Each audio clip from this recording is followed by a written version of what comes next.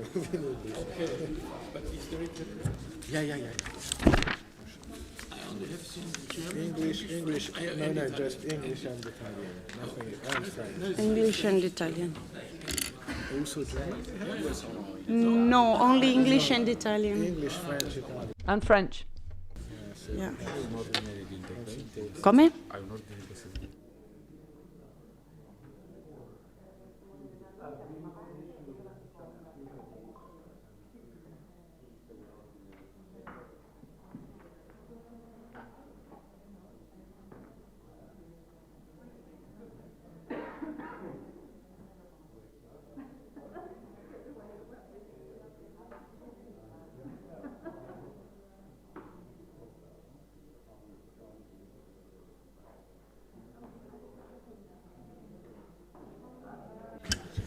I think that we can start. Good morning, everybody.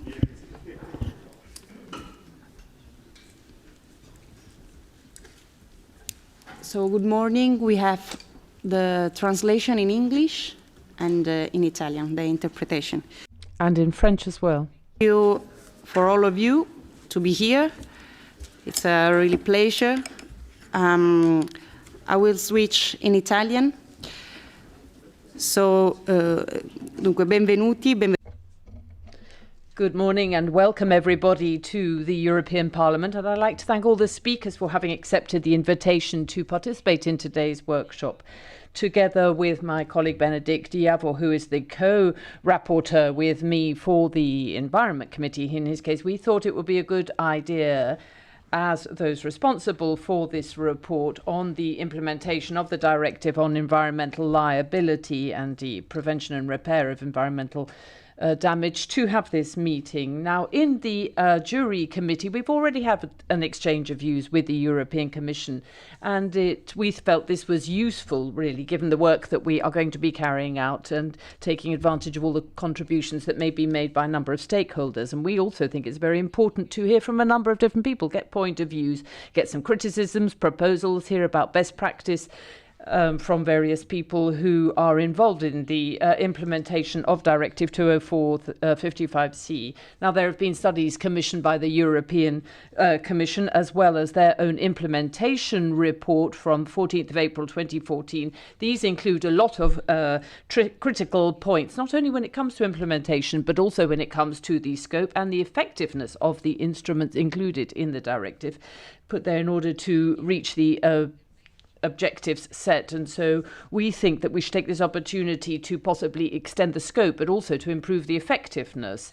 And the ELD, as you know, for the first time set up an organic regime in this area based on the principle of the polluter pays principle, and this is enshrined in Article 1912 in the TFEU. This is on the principle of prevention and repair of damage, and the EU wanted to ensure that we avoided any damage caused by industry to the environment is not paid for by these citizens. So this is important both for public and private people, and those who do carry out dangerous activities that really also have to be responsible for repairing any damage to the environment, and also those responsible for such dangerous activity, hazardous activity, have to adopt all possible preventive and preparatory measures for the environment. And we can only state that the environment has been repaired, made good, if you like, once all damage has been repaired. Now, the directive doesn't cover all areas of damage, really focuses on biodiversity, animal species and natural habitats, water and soil.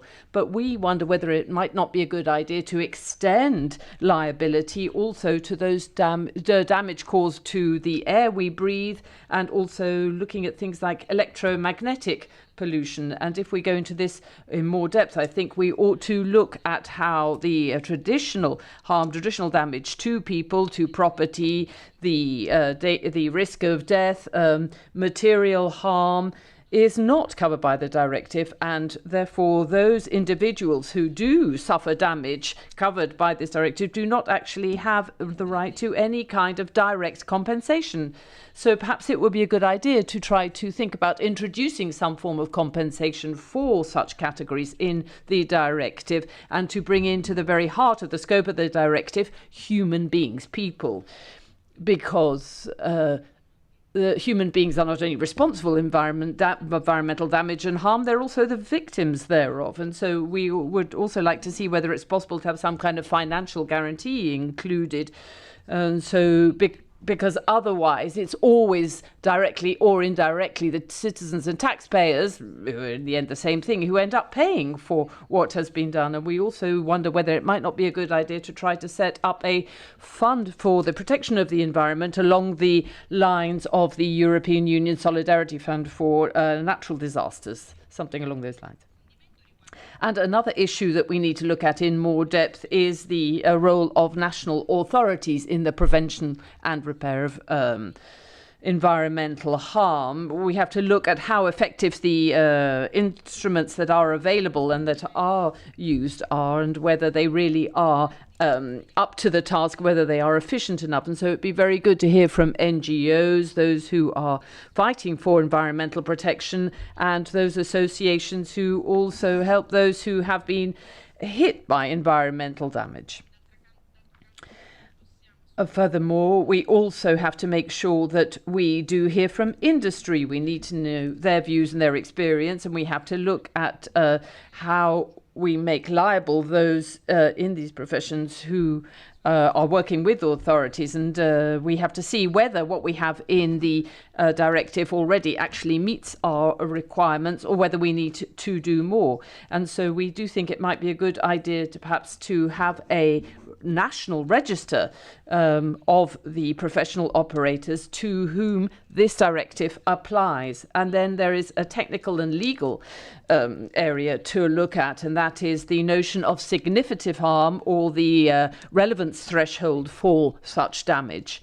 And also we probably need to have another look at the list of exceptions included in the directive. So as you can see, there's an awful lot for us to discuss, and I am sure, because we've got such good speakers here, we will have a very rich and wide-ranging discussion with an awful lot of contributions.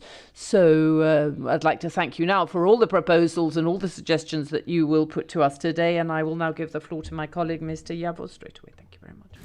Thank you very much, Laura, and thank you for the cooperation of you as rapporteur and for the URI committee to have this exchange of views on the Environmental Liability Directive. I think that the discussion today is a very timely discussion, not only because of the already mentioned REFIT exercise, which was carried out by the Commission, and now it's on the table of the European Parliament, but also because in the last 1.5 decades we experienced a great number of different accidents, environmental damages, where we've seen that finally the damage caused was financed through state budgets and from taxpayers' money, instead of covering by those who are responsible for the environmental damage, or who were responsible for the accidents. Starting from the Rio Doñana case in Spain, then the cyanide pollution of the Tisza River in Romania, then in Hungary the red mud disaster at Kolontar a couple of years ago, and we can continue the list. And what is common in those cases, that finally the financial insurances, the financial guarantee scheme was not able to enforce the polluter pays principle with those accidents, with those catastrophic events. So it's really time to think over how effective is our European and member state regulation in enforcing the polluter pays principle, and how effective is our environmental liability directive. Now, this is the perfect opportunity to do this exercise, as we have the file, this implementation report of the ELD in the Parliament, and two important committees, the Environment Committee and the URI Committee, together tries to develop its views on the implementation and the fitness, the fit for purpose of the existing ELD. I think that there are two major issues to be or to speak about, and one is really the implementation of the existing directive.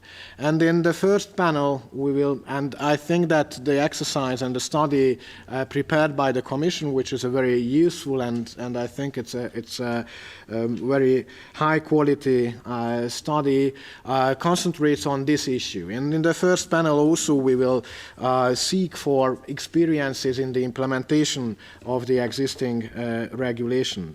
As we've seen, and the Commission report itself highlights, despite some improvement, the directive has shown limited effectiveness so far, and the implementation still varies significantly from one member state to other. The transposition of ELD into the national law of member states has not resulted in a level playing field, finally, but more in a kind of patchwork of liability systems, also due to the national existing laws, which may undermine common standards and expose some member states or regions to greater risk of environmental disasters and the financial consequences thereof.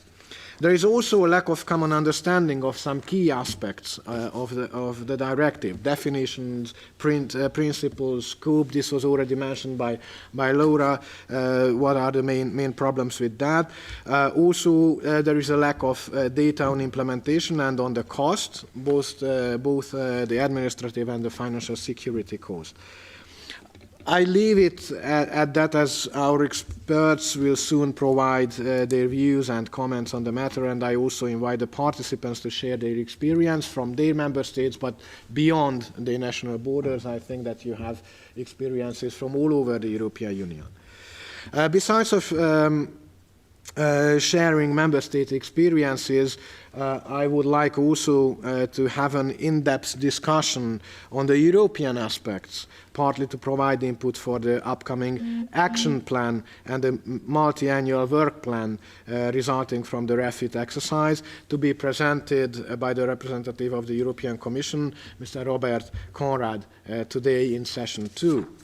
Further aim of our discussion today, besides of analyzing the implementation of ELD, is to identify possible ways for further improvements at the EU level.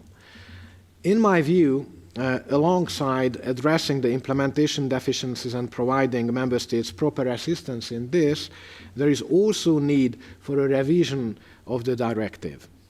This would allow us to extend the scope and the applicability of the directive by making operators of all activities strictly liable for all environmental damages, which was already mentioned, including, and I would like to emphasize this, including for all damage to biodiversity. And here I really stress the need to ensure that ELD supports the achievements of the objectives of the EU Birds and Habitat directives. I also argue for the removal of specific exemptions, which exempt some kind of activities from ELD. But moreover, I believe there is a need to rethink the financial security system, and this is something really important to me. This could imply possible changes in the ceilings for established financial security instruments, high-level harmonized mandatory financial security for operators, for example, which exists in some member states or some regions, but completely lacking or completely inefficient in other member states. The creation of an EU-wide or EU-level fund for industrial disasters. We have one EU fund for natural disasters, but also we need an EU-level fund for industrial disasters to bear the cost of relevant measures beyond the mandatory security. The proper involvement of inspection bodies is also a key we have to keep in mind. In this context, the Commission should further develop inspection support capacity at EU level and help the Member States strengthen the national environmental inspection bodies.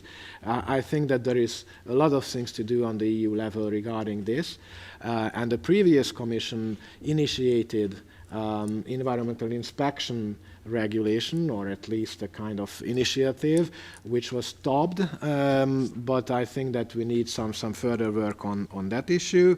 Inter alia, by ensuring independence, providing adequate resources, defining clear responsibilities, and promoting enhanced cooperation and coordinated action in order to enable transparent, regular, and systemic controls of the risky sites, industrial sites. We also have to provide for rights of access to information and public participation, as well as rights of access to justice for citizens and NGOs, as citizens and NGOs are the watchdogs who finally can help us the most to enforce the Environmental Liability Directive. With these initial thoughts, I invite everyone to express their views, concerns, and constructive proposals. This is really an exchange of views to help the European Parliament to better understand the dimension of the problem and to give a proper answer for those experiences we have in the Member States and on the European level.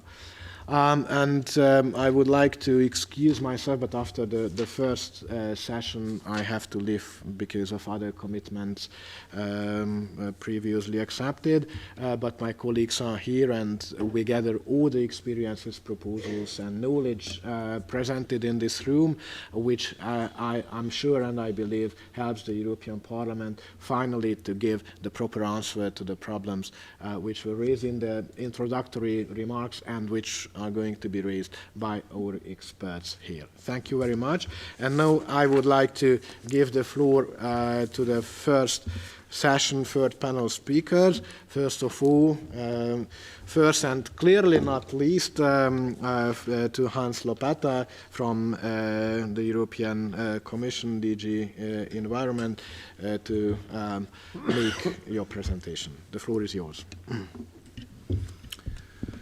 Thank you, Mr. Jaber. Thank you, Benedikt, for these kind words. And thank you very much to the organizers, to the Juri Committee and the ENVI Committee, Ms. Laura Ferrara and Benedikt Jaber, for the opportunity to us, to the Commission, to present our views and to provide our information as an input to the upcoming ELD own initiative implementation report of the Parliament. Let me say first that we think that the time is very right. It follows right after the completion of the refit evaluation of the Environmental Liability Directive and of the presentation and discussion and agreement on a multi-annual work program, so to say, as an action plan following from the refit evaluation. This will be an action plan not only by the Commission, but it will be a joint action plan between the Commission and the Member States. And we will also involve everyone else who is willing and interested to work together. So this is an open invitation to the Parliament first, and also to in particular to the ELD stakeholder groups, with whom we enjoy already for quite some years good cooperation. We have, I think, also very much in common in terms of objectives between what was now sketched out by the two honourable MEPs and the Commission and the Member States, because we want to make the Environmental Liability Directive work better, that it delivers more to the original objectives.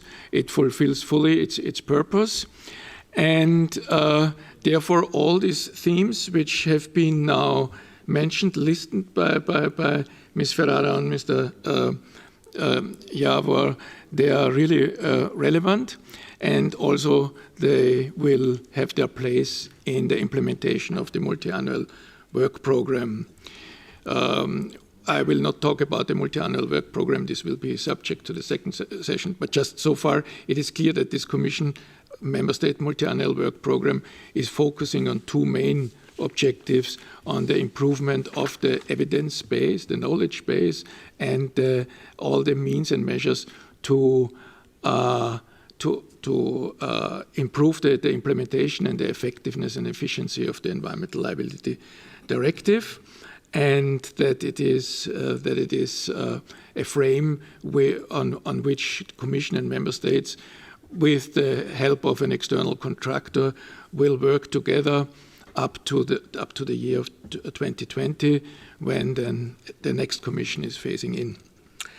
So my part is to provide you background information. Most of you are already knowledgeable, but there will be also many who may not be so informed so far.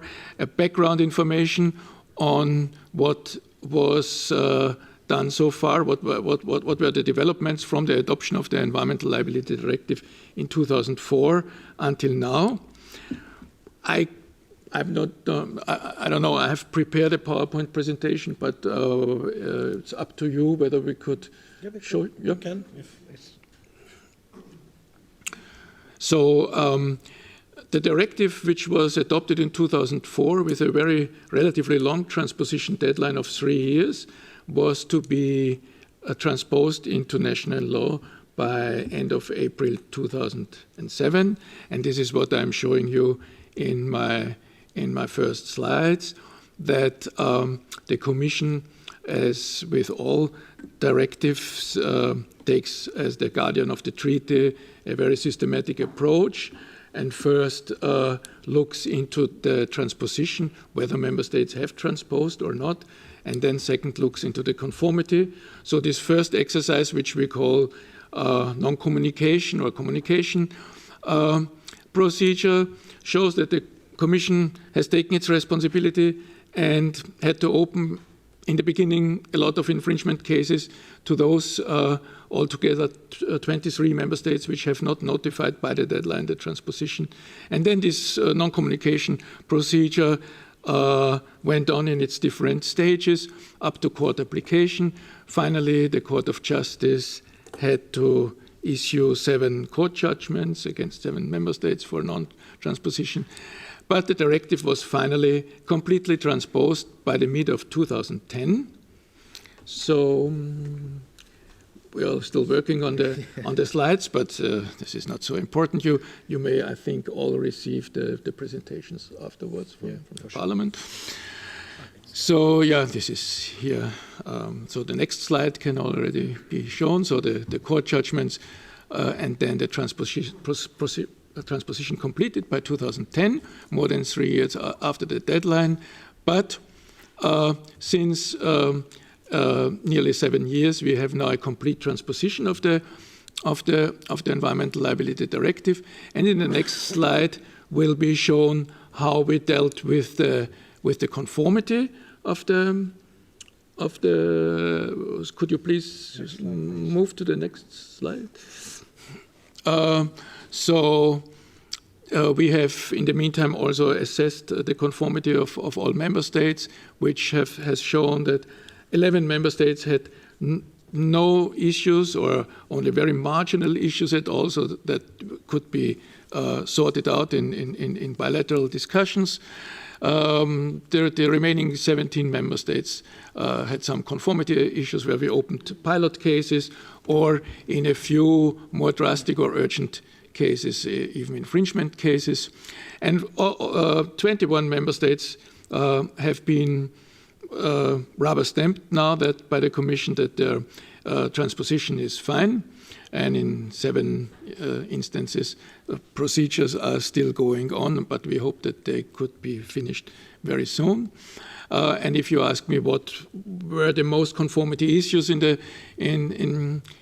member state legislation, I would say by the quantitative in the quantitative perspective, mostly definitions in Article 2 of the directive, then the costs and the optional defenses in Article 8, other defenses in Article 8, and also the articles dealing with the request for action and access to justice in Articles 12 and 13. And then the next slide may show you some features in the transposition, and this is just to illustrate how divergent already the transposition is in the various member states. If we take, for example, the definition of damage to protected species and natural habitats, the directive leaves the option to member states to extend this definition, which is based on the Habitats and Birds Directive, by including also the purely nationally protected habitats and species. Most of the member states have done so, but already several member states have not extended this definition.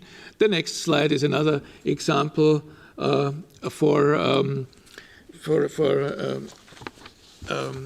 different transposition as regards the operator, the one who is under the directive the main actor, is presumed to be the main actor, the one who, if he has caused environmental damage, is liable to take the necessary remedial action or preventive action in the first place. And here the operator definition was also by most of the member states transposed in a very broad way. Only a few, very few member states remain to the most restricted scope which the directive allows, and some member states even went beyond the broad definition in the directive, which is also, of course, acceptable because the directive is based on Article 193, and this is also reiterated in its Article 16, so member states may either maintain or even adopt more stringent measures to the transposition of the directive. Another feature on the next slide shows the differences in the defenses. This is an issue which is an evergreen, so to say, since the negotiations in the first years of this millennium of the directive. There's a high variety, but again, half of the member states, or nearly more of half them, have incorporated both defenses, meaning that they allow that their operators, in case of environmental damage, they may invoke such a defense to exonerate themselves of liability. Some member states have incorporated in their national legislation one of these defenses. The other ones have transposed the other defense. Only a few member states, they have not allowed either defense, and then there is even Sweden with a mixed mitigation ground. So another feature in the next slide would show you the differences as regards multi-party causation. This is not very important because the directive allows any solution to this problem, but it shows that nearly all member states have joint and several liability in place, while only Denmark, Finland, France, and Slovakia opted for a proportional liability system, so where the judge first have to decide on the share of the liability.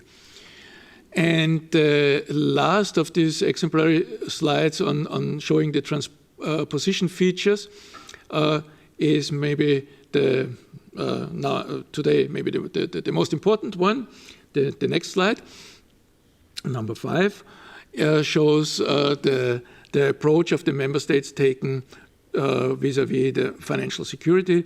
The directive, as most of you know, allows that member states take this decision on their national basis. The directive itself finally did not clearly decide whether there is mandatory financial security at EU level or whether this is not allowed, but it left this decision up to the member states, and around 1/3 have either already established in their own legislation mandatory financial security, and the real member states which have up to now already a working mandatory financial security regime are even more limited. It's only Bulgaria, Portugal, Slovakia, and the Czech Republic. While Greece tried to phase it in very early, but still, to my knowledge, does not manage it. And Spain has a very elaborate and very highly appreciated system taken towards the establishment of mandatory financial security, but still, until today, with also some delay, they have not yet phased in the first categories of activities which would fall under this system. And other member states like Romania, Hungary, Lithuania, Poland, they are from time to time considering or trying to establish it, but to my knowledge, there is not yet any with any tangible results. Most of the member states rely still on a voluntary financial security system. And now I see that the time is running. I will move a little bit faster through the rest of the slides. So this is just the basis of the ELD report and refit evaluation. We can skip this. Information sources where the refit evaluation and the Commission report was based on 27 member state reports and on some studies, and now some features which we found out in the ELD refit evaluation. As you know already, there is a high variety, a high divergency in terms of number of cases treated under the directive, ranging from, on the average, 95 annual cases in Hungary to 11 member states which have not reported any case. So next slide, please. Also,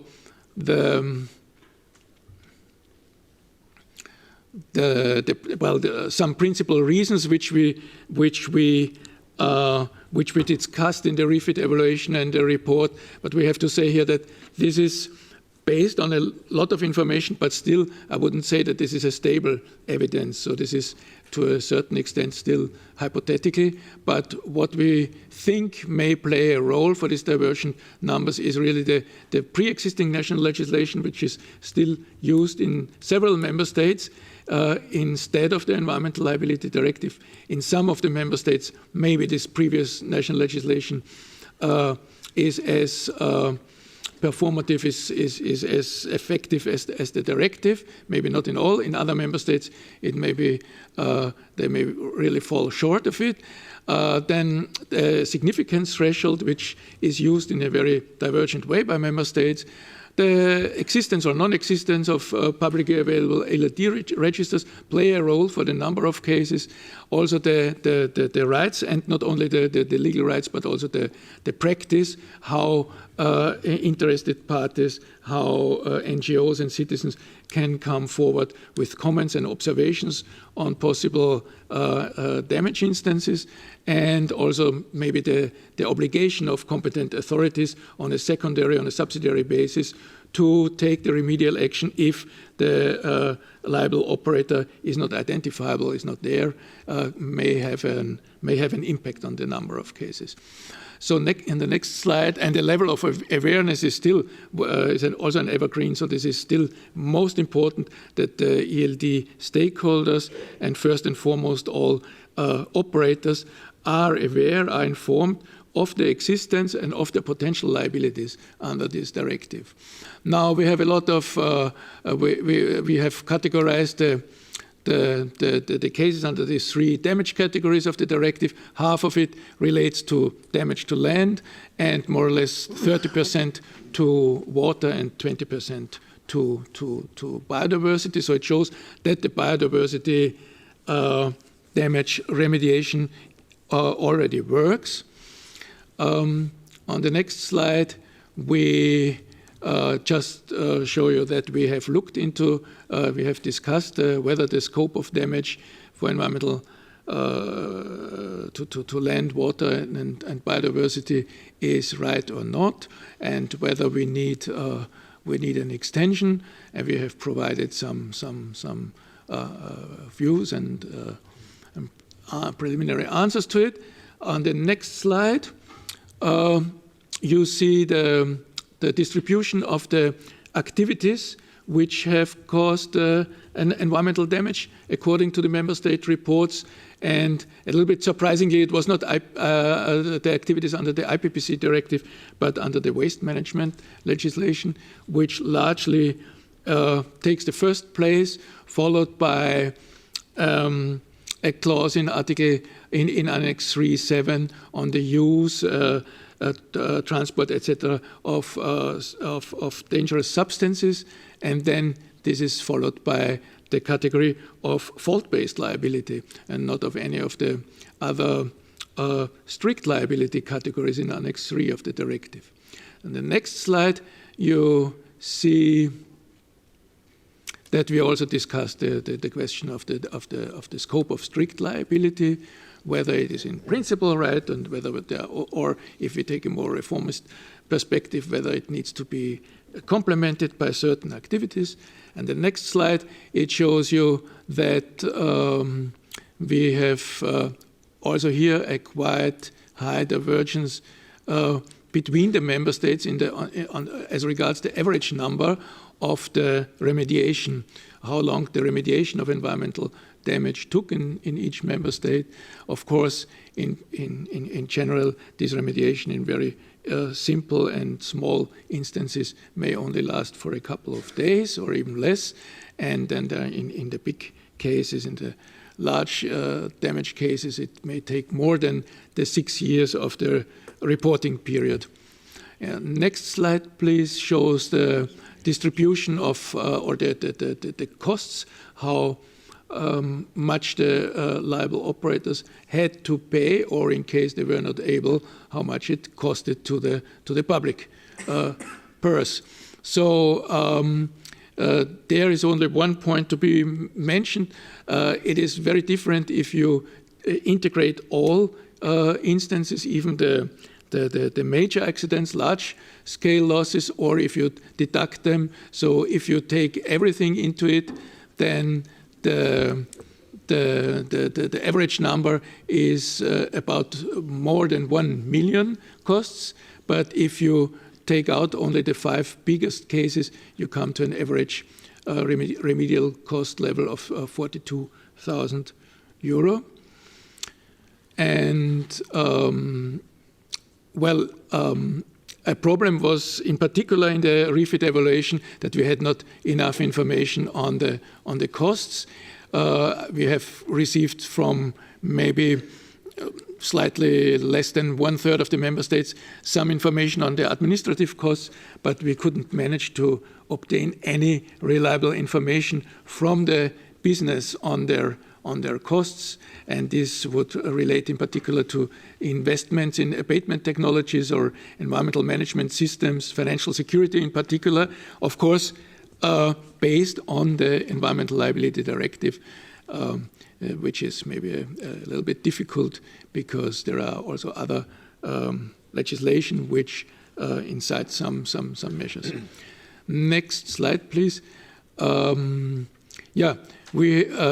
Here I will move very fast. We have looked into the relevance, which is one of these 5 major criteria under refit, and found that in principle the objectives are very relevant still in Europe, and that the directive works. It fulfills the objectives. It shows that it could work, but it has fulfilled its purpose still to a very limited degree, and that there is a potential for much better implementation. Next slide, please. The effectiveness, under the effectiveness in particular, we clearly got the result that the situation varies highly in Europe in terms of transposition and implementation. Also, not only the transposition, but also the legal culture, and so is very different, so that we speak of a patchwork of environmental remediation. And another issue which acts negatively on the effectiveness is the different threshold of determined by different member states on the significance of the damage, and other issues, the scope of environmental damage and scope of strict liability. On the next slide, the third criterion under REFIT is the efficiency. So we looked into remediation, prevention costs, administrative costs, cost effectiveness, and in particular also into the defenses and financial security. This is a theme which we will talk later more in depth, I think, on financial security, as Mr. Bennett Yawar has pointed out. We are also looking still into the issue of how to make financial security more effective, more efficient for ELD liabilities in the EU. And this is also not yet part of the multi-annual, it is part of the multi-annual work program, but this year we are more working together with the IMPER project on financial security.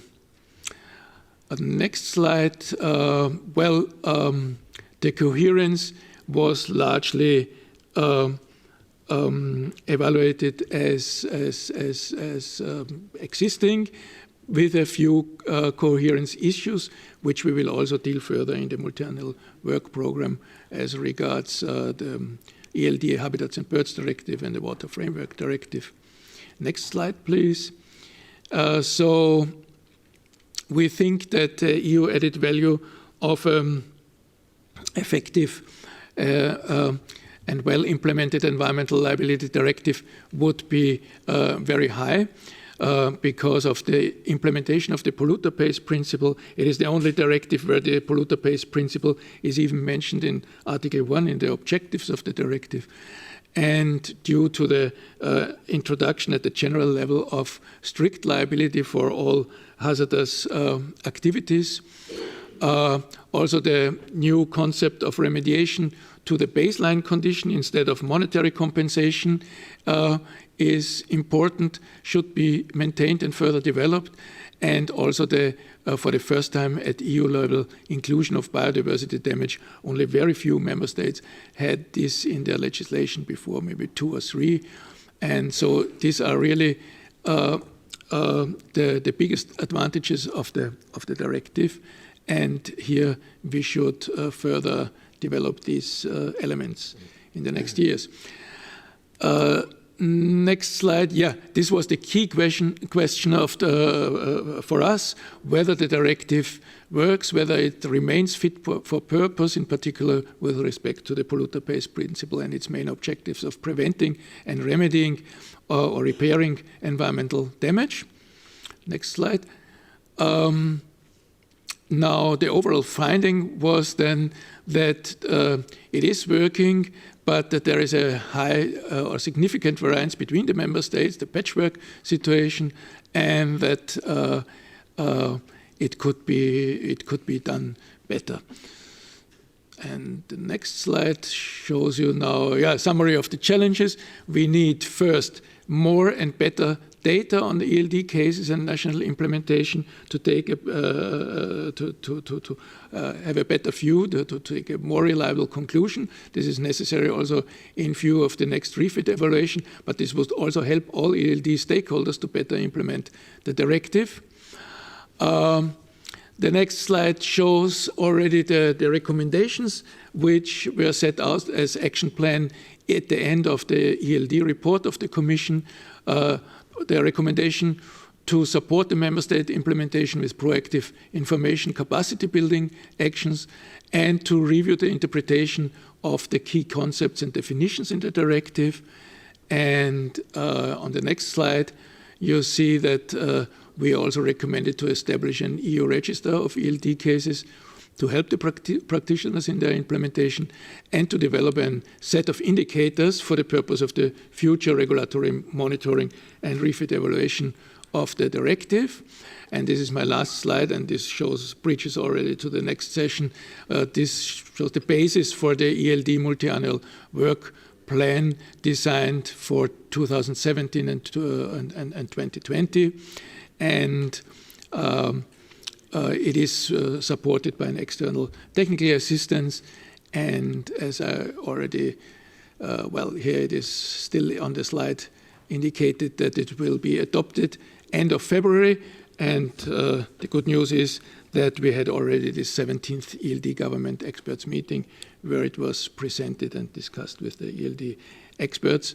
And it will be very soon, together with other documents from this meeting, on the environmental liability website of the European Commission. Thank you very much for this extensive analysis. I quickly pass the floor to Sándor Fülöp, an old friend. This is the most inconvenient part of the role of the moderator, but I would like to invite and encourage the speakers to keep a 10 minutes speaking time because the time has passed. Sándor, the floor is yours. Thank you very much. We can go to the following slide. Thank you. The background of this presentation is a comparative legal study of 14-country network of public interest environmental lawyers called Justice and Environment. Next slide, please.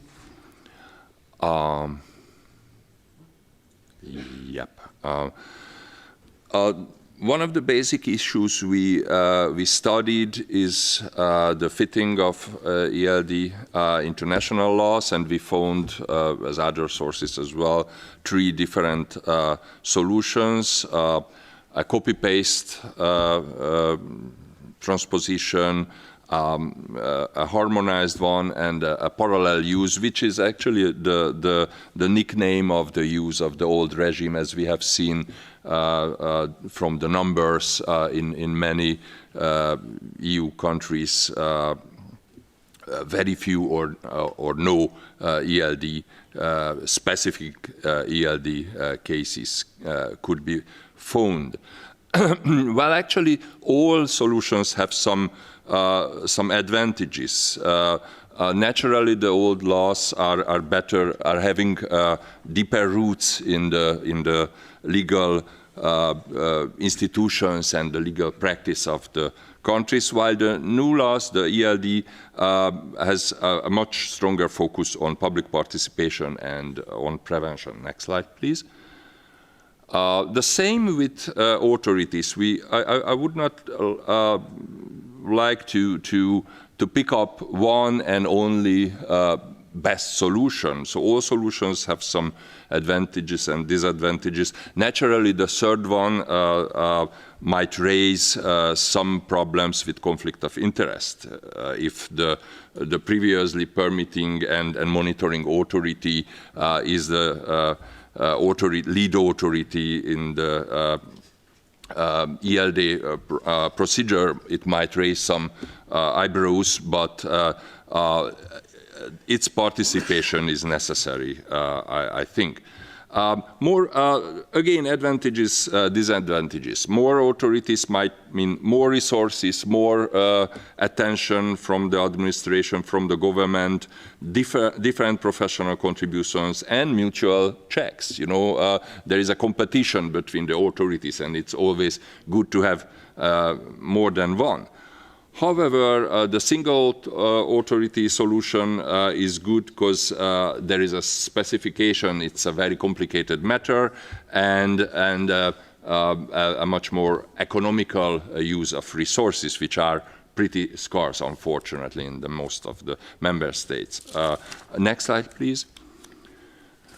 And now the juicy one, you know. So it's really a controversial issue because we kind of imported a civil law concept into the administrative law, which is not an easy issue.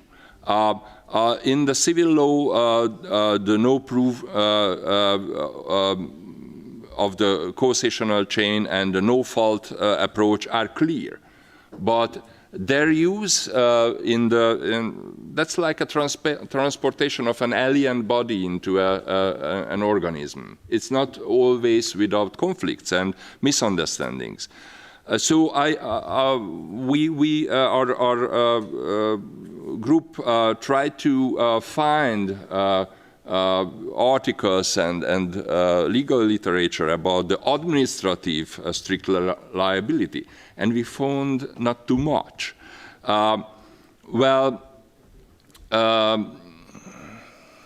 And it has serious consequences in the cost of ELD procedures and in the timeliness of ELD procedures. So our opinion was that further work, further elaboration of administrative strict liability, this strange species, is needed. Next slide, please. Next one. Thank you. Sorry.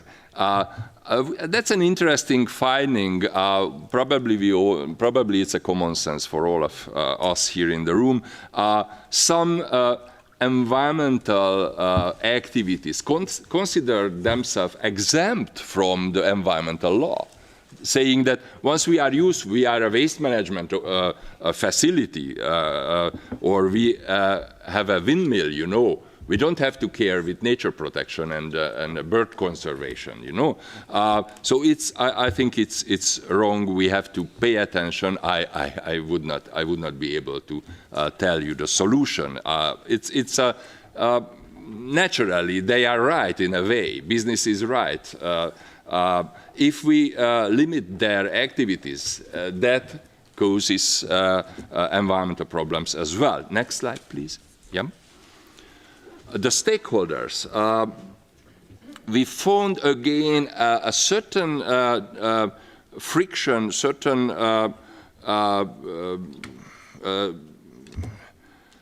conflict between the civil law and administrative law approach. The operators are defined, and Hans actually pointed out that definitions are a problem. And definition is the heart of the legal body, naturally. So if the definition is not clear, we don't speak the same language. So definition of the operator in some countries is approached from the civil law. You know, the closest one in the causational chain, or the best debtor, you know. But in other countries, it's approached from the angle of the administrative permits. Other stakeholders, municipalities' role is always interesting. They are a quasi-authority. They can be experts with their local knowledge, and also they can be the representatives of the interests of the local communities. Next slide, please. Key ELD procedures are expert-based procedures. Experts play a key role, and we have a lot of problems in practical environmental law with the experts. You know, they are slow, they are superficial. Sorry, I'm not following my slide. I'm following my private attorney, environmental attorney line. And they are expensive, and sometimes they are biased, or even worse sometimes. We can, again, we cannot find the one and only golden solution, but we should at least try through the chambers of experts, you know, a bigger control, professional control, and moral control as well.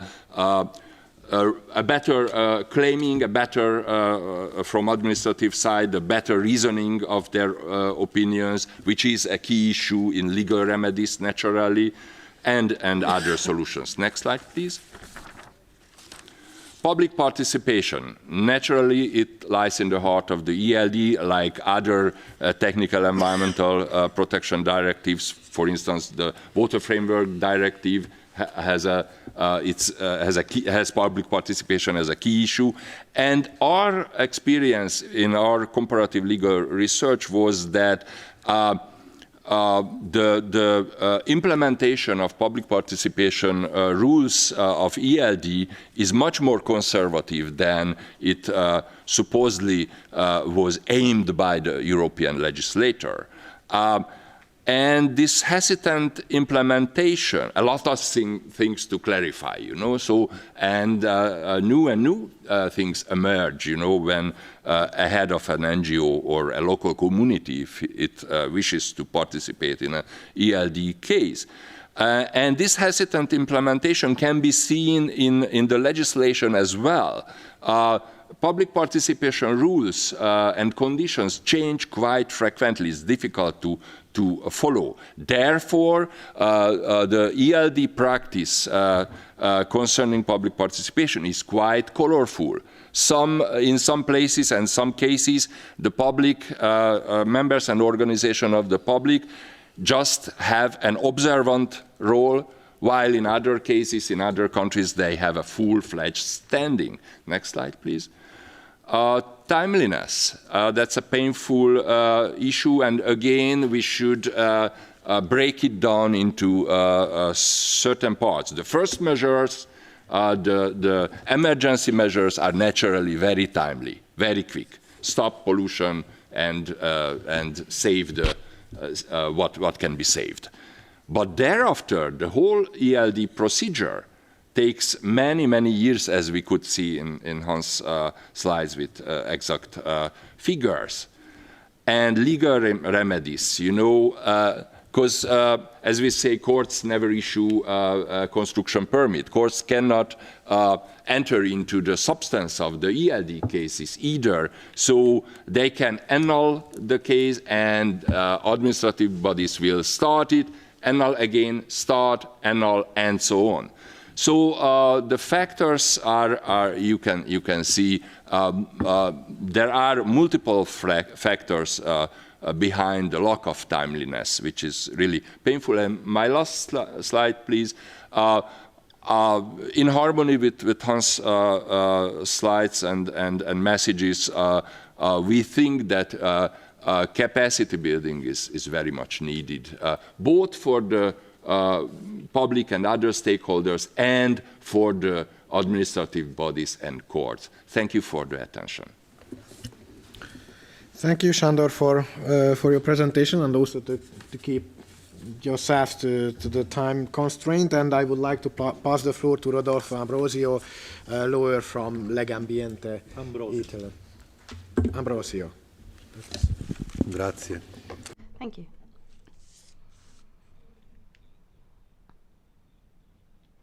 In line with what others have said before me, I wanted to try to find some solutions.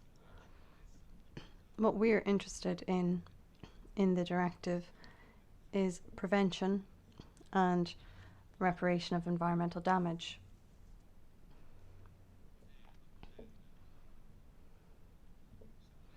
So I thought we could try to invent some instruments, if you like.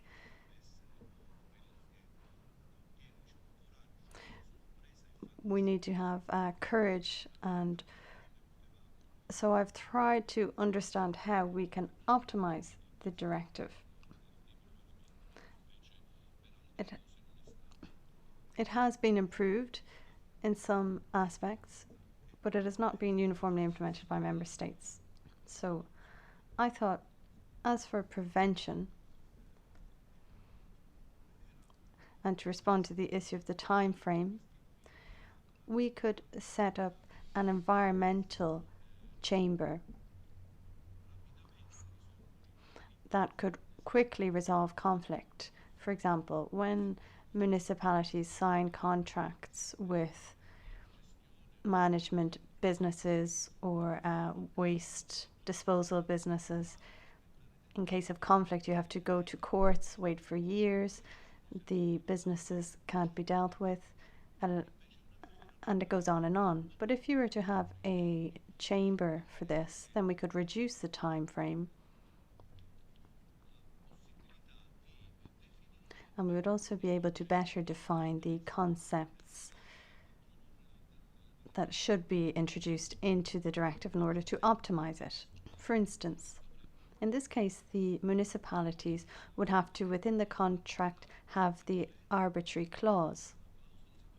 And according to this clause, in the case of a dispute, they could refer to a third body that would avoid a lengthy procedure, something that characterizes the Italian justice system. A policy exists whereby greater speed can't be implemented because people are overworked and the policies don't favor this kind of resolution. So in this case, in Italy, we have a lot of cases of this. For example, we have the naval arbitrary chamber in Livorno, and we have a national property arbitrary chamber in Bologna also. And we could set up an arbitration chamber for the environment on a national level or on a European level, as we say, mutatis mutandis, so that we could have an instrument that would allow us to harmonize the sphere. And this is particularly for small sectors and all sectors. For example, if we're talking about waste disposal or burning of waste, using this instrument, we could then have more precise definitions. And we could use these definitions without falling into the trap of the complexity of various definitions. So when I was trying to translate some pages online to look at the points of other rapporteurs, I saw that the words and the vocabulary used is different. Sometimes we have rules, other times we have laws, regulations, or different terms in proceedings. So the second proposal I have, and this is for prevention, so that we could avoid any problems of slowing down the service. Now, for reparation, I think we need to start to have an environmental section within the courts, one that deals solely with the most common environmental crimes, such as illegal burning of waste, deprivation or a lack of this, abuse of animals, and all of these facts.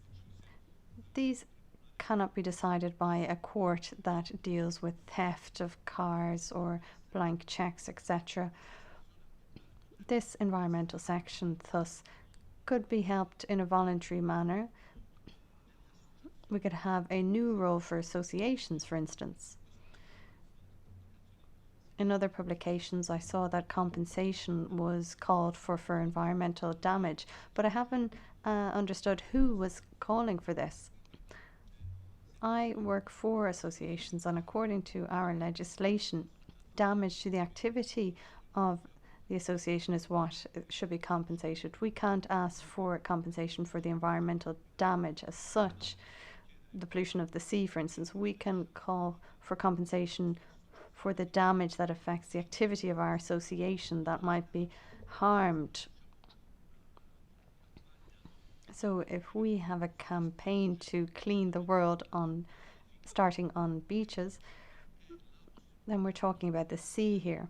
We could have a different model for our society, and that's what we want. We want a new means of being European. I was about to say Southern, because that's what I am. So we could play a stronger role, not basing ourselves on the request for compensation damage to the activity of the association. Rather, we could call for the bodies that are oftentimes absent in court proceedings. Oftentimes the municipalities and regional authorities are not present. They're only present sometimes, but we're always there, and we are calling to participate in the project. So we could we could note there that the role of the associations that are those that really deal with the protection of the environment, they don't do it because of a duty, they do it because they feel passionate about the environment and environmental damage. I'm concerned because it's kind of like the system, like globalization, decided in Taranto that it would be better to have a factory polluting rather than to remove this factory. In a study I saw, the possibility, now I'm talking about Taranto just to give you an example, the possibility of changing this economy of the largest steel industry in Europe into a different tourist model. This would have an economic factor. So reclaiming the land at Taranto and cleaning it up for tourism would have 10 times as much income as the steel works that is currently polluting. So the role of associations must be stepped up. That must be done in order to allow for greater assessment, of the various profiles of environmental damage. And that's the definition that we haven't yet been able to reach an agreement on. So, significant damage. We're not just talking about pollution as such and damage as such. We're talking about inertia among the population that is unaware of the fact that we are just banging our heads against a brick wall here. For instance, the success of differentiated waste collection is something that is going in the right direction.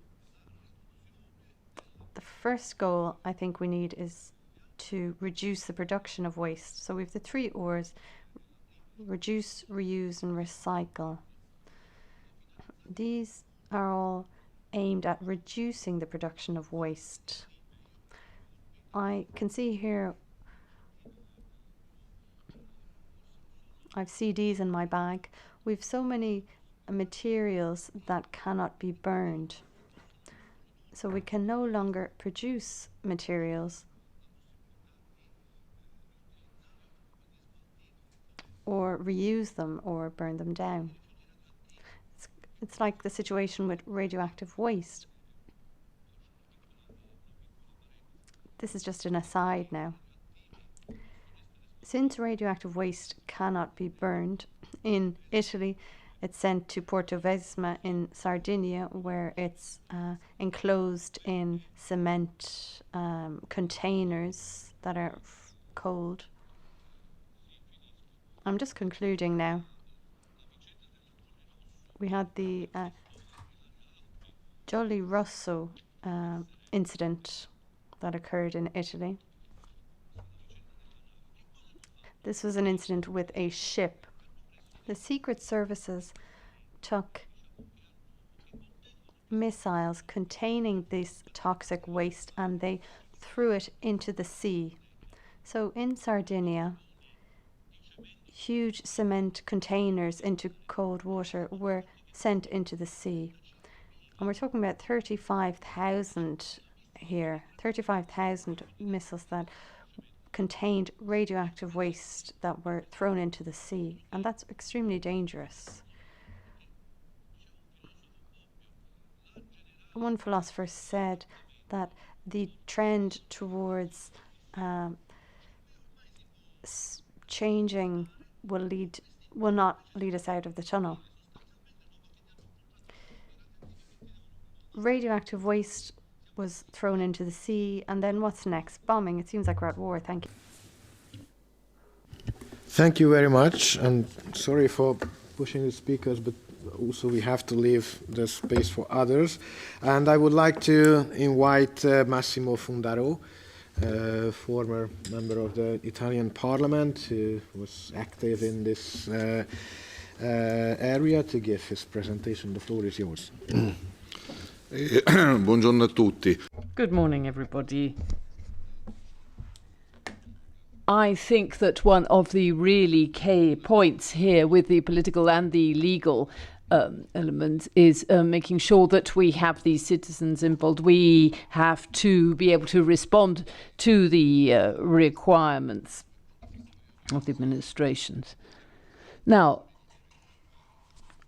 paradoxically, it doesn't seem that these checks are actually being carried out. There seems to be a superficial, incomplete analysis looking at the legislation. People have looked at that without really looking at the scientific aspects, really looking at whether it is effective and applicable as well. So I do share the approach of this workshop. I think this is exactly the right way in order to check, to verify exactly what needs to be done. So the contribution that I would like to make this morning is based on my own personal experience on environmental damage, in particular in Sicily. And there was a particular point. I was a member of parliament for the Greens, and it was at the beginning of the Prodi government. And at that time, because of that, I was able to follow this affair. Now, I'm not going to have time to go into this in any depth, but I just really like to let you know what happened in this area in Sicily in 1950s. There was a petrochemical plant which initially was there to refine crude oil. That was its main task, and that was in the 60s. And then following on from that, it became a huge chemical industrial complex, production of sulfuric acid and a number of other chemical elements. And it spread over a huge area. Just to give you 150 hectares, just to give you an idea of the size of this plant. It was enormous. And as I say, that was working at that time. Now, when it comes to environmental awareness and the lack of controls, the environmental damage caused by this plant was huge. There was very serious pollution of the water table, contamination of these soils with heavy metals in the soils, and phosphates and others being dumped in the sea. This was all the waste from the plant was discharged into the sea. Thousands of millions of tons into the sea. There was radioactivity detected in the sea, and so it was really an emergency situation because of the effect that it was having on the health of people in the area. And there was also air pollution as well, because there were these chimneys from the plant which were spewing out toxic chemicals as well. And so it really did lead to an environmental, social and health situation of disaster. There were deaths, there were tumours, there were all sorts of problems. Actually led to about 30 deaths in the region. There was an effect on children, on fetuses as well. 520 out of 13,000 children were found to have health problems, and then newborn children with microcephalus problems as well. So huge numbers and huge problems. Now, unfortunately, there weren't very clear studies carried out, but it still was able to show that there was a link to this petrochemical plant that was having an effect on the health of people in this area. Now, when I first started to look at this, it seemed incredible.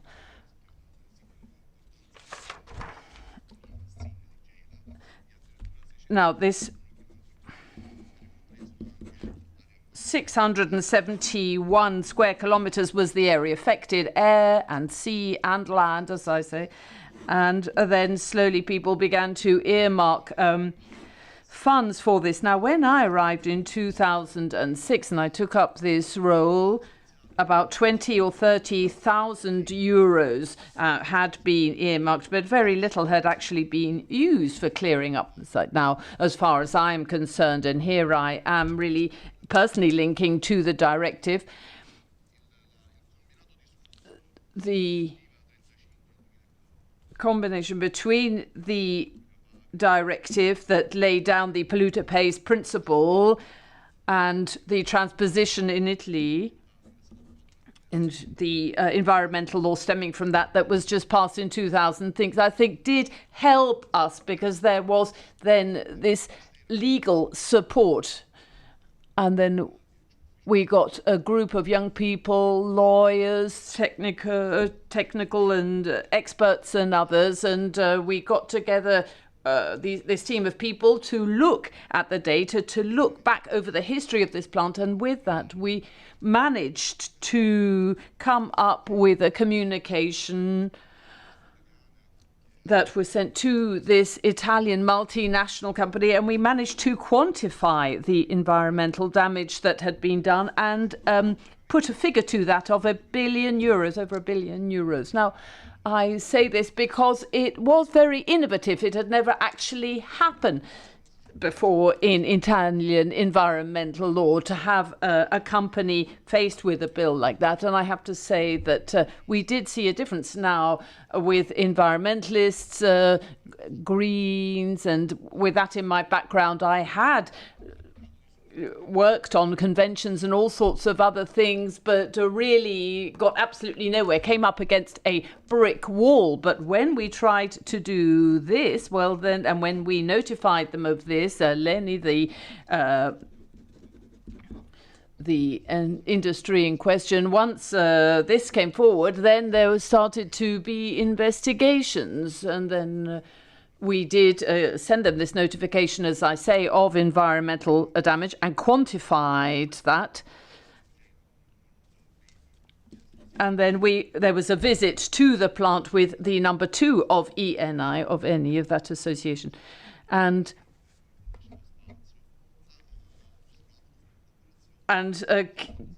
given this, the company did start to cooperate, and there was money paid over the years, and then there were process of trying to repair the ecological damage in the area was begun. So there was this notification from the ministry. We also mentioned the obligations that the number of different companies had, because there was more than one company involved, and then they began the process of environmental compensation. This, of course, became an issue of national importance and was looked at in Parliament, and that is what happened. So for the first time in Italy, we did have this plan for a company to make a compensation. Well, then what happened? We had the Prodi government fell, and then Berlusconi was the next government with his ministers, slowed the process of verification and notification of the environmental damage, slowed that right down. And through my personal experience, I have to say, well, I was very upset about that, and I had the confirmation from somebody in ENI, and who said to me, well, you were right. We had to have some kind of analysis of that establishment before there had been 11,000 workers, then a lot of those had been let go. There was very little work being carried out. They were simply working on biofuels, which employed very few people indeed, so not the amount that had been then. So this plan seemed to be the way out of this, and to try to change what was happening in this plant. Now, I am referring back to something that is quite old, but you also need to look at what's happening in China these days, the pollution that is carried out by companies there. I think that really this is still very relevant. I will move on now to my conclusion. I would just like to say the contribution that I would make, the suggestion that I would make, giving this history, the story that I have told you, I think that when it comes to compensation and the figures there, I think perhaps one of the problems with this directive is not talking about the financial amounts. And what I would suggest by way of amendments is perhaps we've got to change the paradigms, the patterns of environmental. We're not just talking about environmental industrial pollution. It's not just chemical. There is global pollution, global contamination, and I think that perhaps we can have a look at those other elements in more detail. Than we have to have a look and see what all this means for the environment. And I think the main thing that we have to do, over and above making sure that there is financial compensation at the necessary level, I think that we could have a simplification of procedures, less bureaucracy, and then automatic penalties, which would serve as a disincentive, to the industries and the companies that do pollute the environment. I think we have to have a role for NGOs at a basic level. Now, the Constitutional Court in Italy has said that it is really only the state that, but I think that we do have to have a role for NGOs, because it is at local level that this damage happens. So I think we have to make sure that what happened in Gela in Sicily doesn't happen again. And my own experience has seen this change, this pendulum swing in views from one government to another. I would suggest, if possible, to have an independent authority, so that it would be an independent authority not involved with the government, independent. In the States, it would be independent of Trump or Obama, whoever the government may be, an independent authority that would deal with this. And I think that that might mean that we would have better protection of the environment, better application of these environmental laws. And I think that that would be a suggestion that I would put forward for this directive. Thank you. With Danilo Amendola del Comitato Natale de Grazia.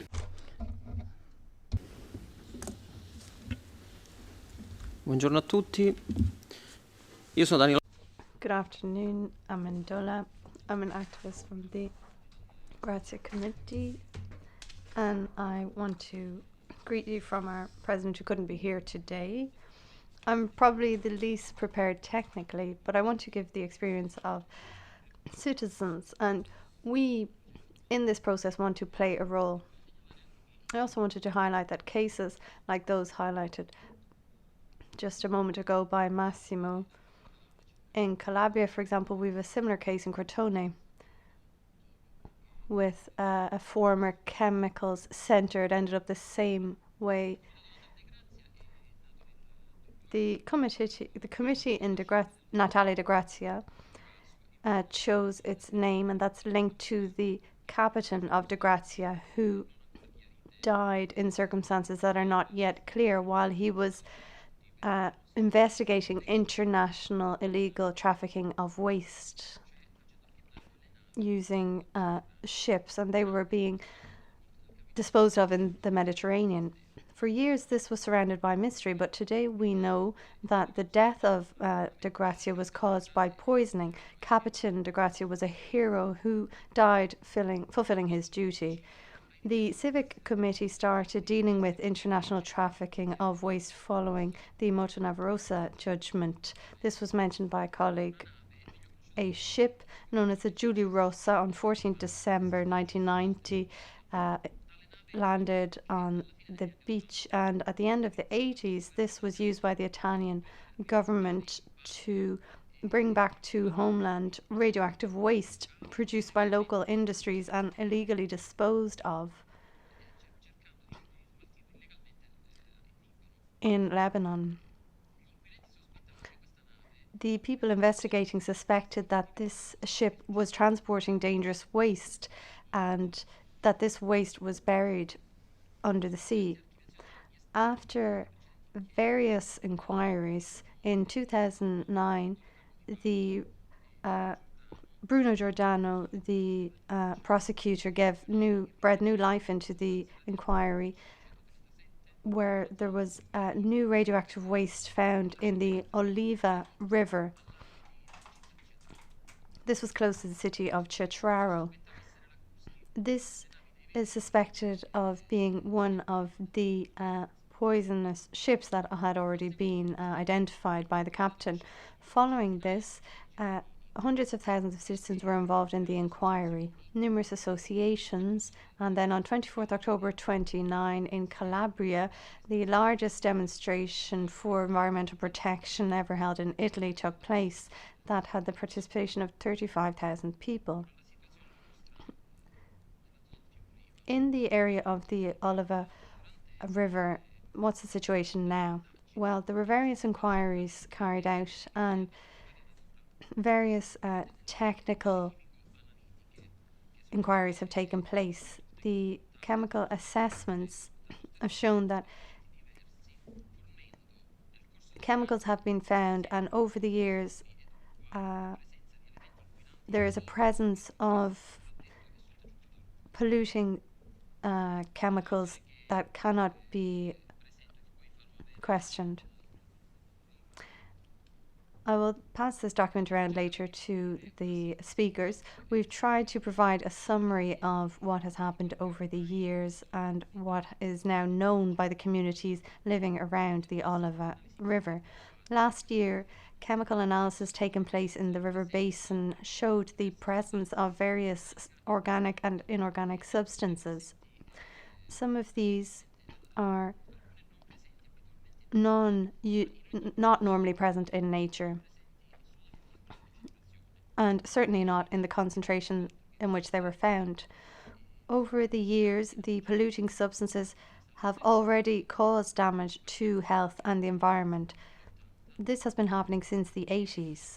The concentrations of these substances on land and in water have reduced over time because of the changes taking place in the area. Currently, just to give you some data information, according to Italian and European regulations, in the forest region, for instance, the technological investigations have shown percentages over the limits outlined for land for public use and over limits established for industrial use. Materials like cadmium, mercury, manganese, etc. I won't mention all of them.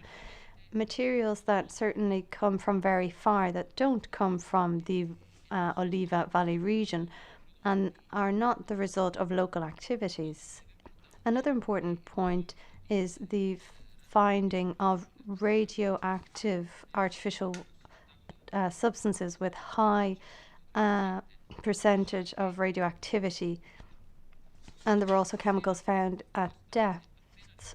All of these substances have significant biological effects. In the presentation that we can see on some of the slides above, we have a table of the chemicals present, and these have led to tumors and cancer. The substances found have led to cancer, neoplasms, and have been the cause of these illnesses. The prosecutor in the region has stated clear effects on human health, basing this on the assessment of the chemicals present in order to produce a risk assessment and an epidemiological survey. I'm just going to read a brief extract of this report because it's very explicit. It states that we can confirm the presence of a high level of mortality in microphone for the speaker, please. In addition, in our region,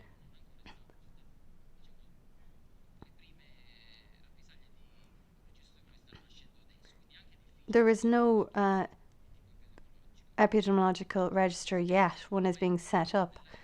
So in the region, heavy metals have been found, and this has led to significant effects on the population. In addition, it has not yet been possible to identify who is responsible for the land reclaim. A few days ago, on 6th March, we discovered that in the region where this occurred, we have not been able to identify those responsible yet.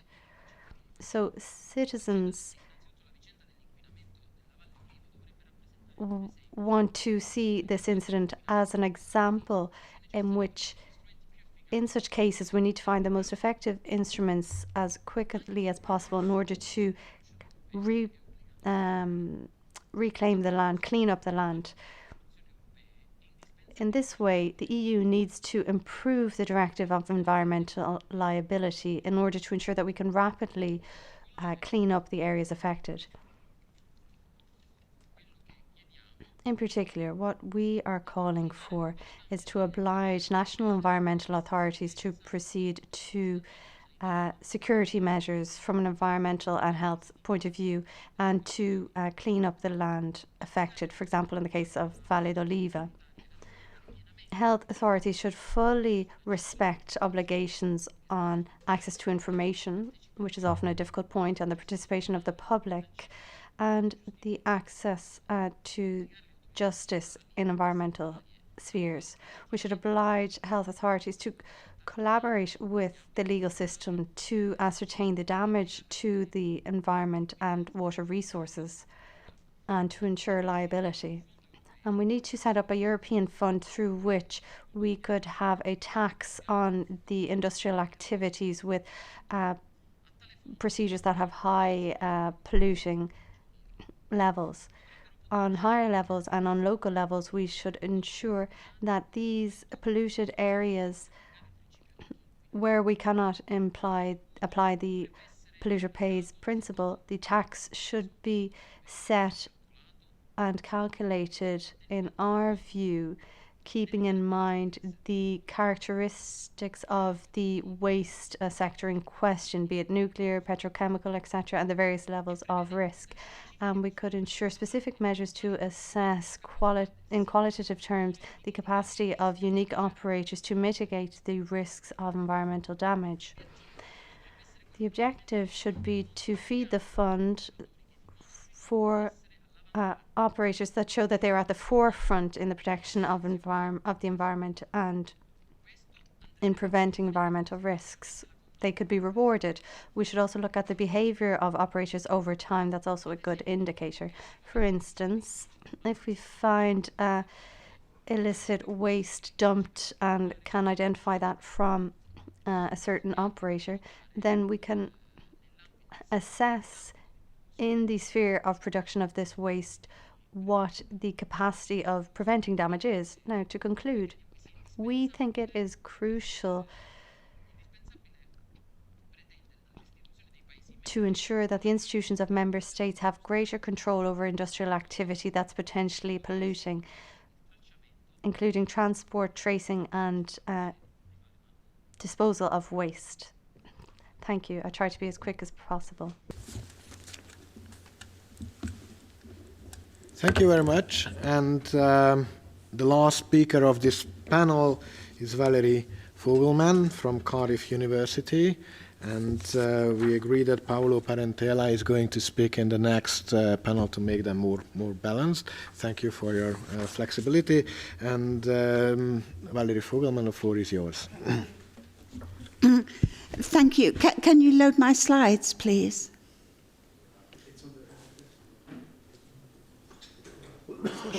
Okay, I will start then. What I'm going to look at is just some of the key challenges, a couple of the key challenges. Next one, please. Lack of understanding of the ELD and when it applies, and then the preference by competent authorities for pre-existing law, which is continuing. And I think just having a better understanding of the ELD, as is proposed in the... I'm going to be quite controversial, Hans. What is proposed in the action plan won't necessarily lead to its better enforcement and compliance. Then I'm going to look at some possible improvements to consider. Next one, please.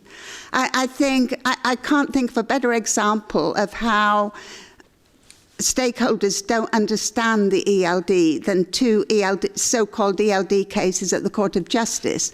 In the first one, one from Italy, one from Hungary, in the FIPA group case, given the facts described in the documents before the court, it is unlikely that the ELD is applicable. And then just from Advocate General Kokart's opinion this year, in January, about the case from Hungary, although the National Court raised this question in the context of the ELD, the directive is not applicable. So there is wide misunderstanding of when the ELD applies.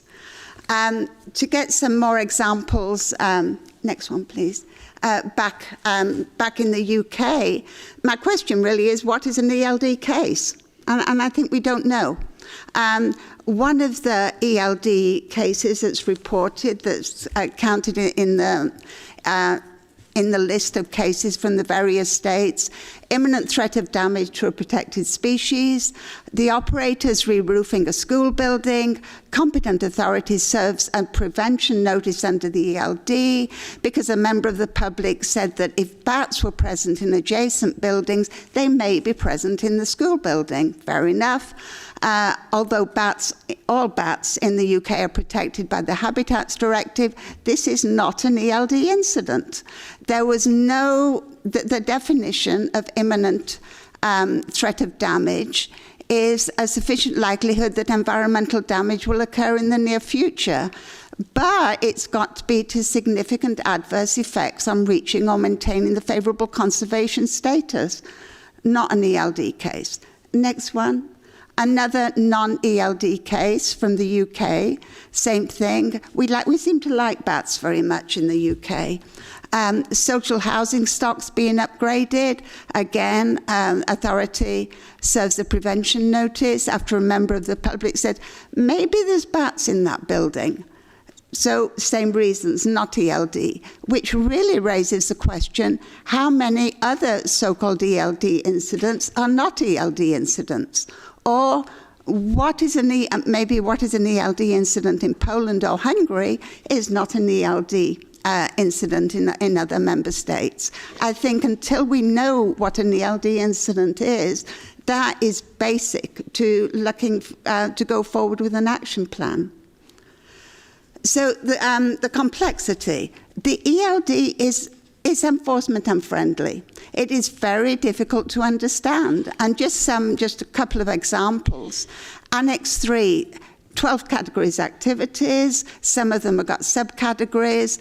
And I've just listed 3 there that have been replaced by other EU legislation. So somebody looking at it is going to have to go through quite an involved exercise to see if the ELD applies. Next one. Just one example. Is an offshore oil and gas operator strictly liable under the ELD?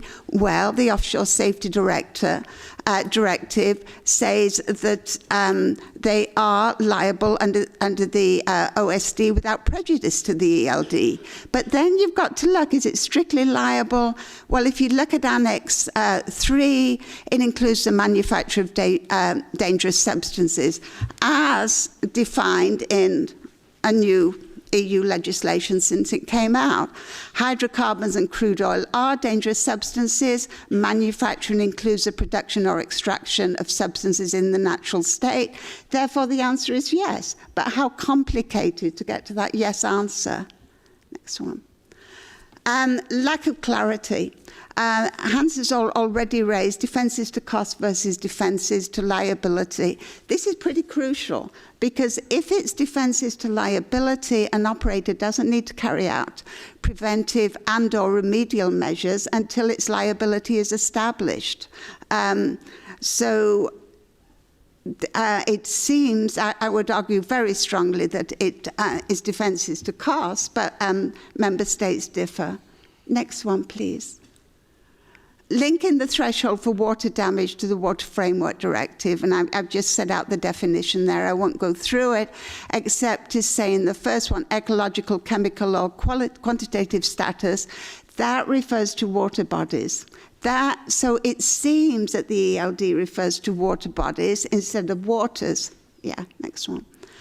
But linking the definition to water bodies severely limits application of the ELD. If you've got a water body, like you do in some Baltic states, of 1,500 square kilometres, it's going to take a pretty big spill to affect that water body. And also looking at the rivers, some of the rivers are very, very long. Now, again, and this has been referred to already, the linking the threshold for damage to species and natural habitats. Any damage that has significant adverse effects on reaching or maintaining the favourable conservation status of such habitats or species, and the ELD uses critically the word or. Is it the European territory of all the member states? Is it the territory of a single member state? Or is it the natural range of the species or natural habitat? Next one, please. If it's or, then an operator can destroy an entire population of a species in a member state if its favourable conservation status in the entire EU is not significantly affected. The damage is not biodiversity damage. And if you look at application in the conjunctive using the word and, determining the natural range of a species or natural habitat when the range is not in a state of equilibrium, it's dynamic, it's often unpredictable, it's sometimes chaotic. Nature is stochastic. Next one. So linking the threshold to the favourable conservation status of a species on natural habitat links it to a moving target. Now, this might be very appropriate under the Habitats Directive. That is the aim, restore or maintain the favourable conservation status. Very different thing when you're looking at a liability regime, not an appropriate trigger. And also that the threshold is linked to a significant adverse effect, I say, on reaching or maintaining that favourable conservation status. So my question, is destruction of a single population of a protected species at a single site in a member state, however large, a significant adverse effect on reaching its favourable conservation status if the status is unfavourable at the site, but it's favourable in both the overall territory of the member states and the EU territory of that member state? Probably not. Next one. Now to look at preference for existing law, and quoting from the Commission's report, 11 member states have reported no LD damage. Because so I'm not making this up. This seems almost absolutely to be the case. Some member states are preferring using their pre-existing law. And I've referred already to complexity and lack of clarity. Other reasons, next one. Yeah. When is the ELD more stringent than national law?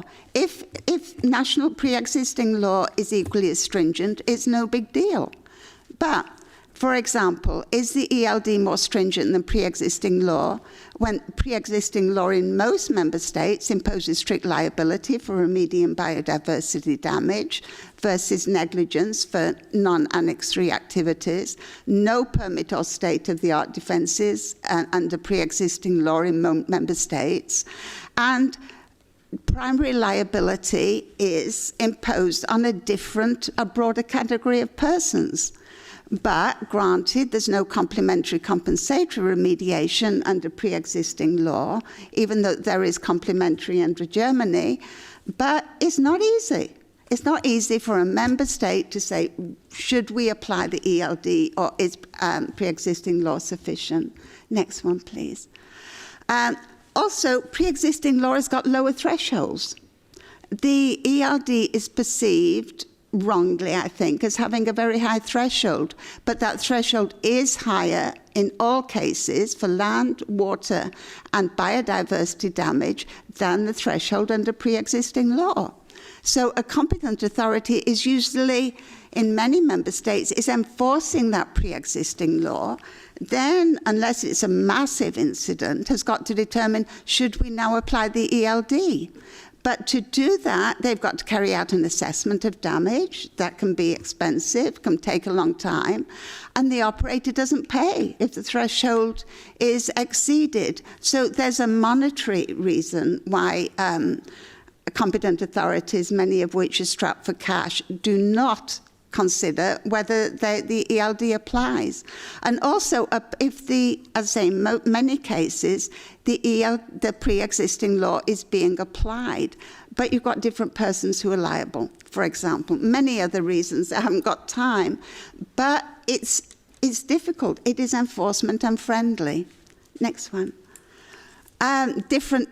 Completely different type of liability system from pre-existing law. For example, all pre-existing law in the EU gives a power to a competent authority to enforce it, not a duty to do so. When you're looking at retroactive, it can be a little bit different, but when you're looking at current and future incidents, there's no need for this bright line definition in pre-existing law. And very importantly, these self-executing provisions. No pre-existing law in any member states is self-executing until a competent authority requires or requests an operator or anyone else to remediate damage. It doesn't apply. And that has insurability consequences as well. Yeah, next one, please. Difficult to comply.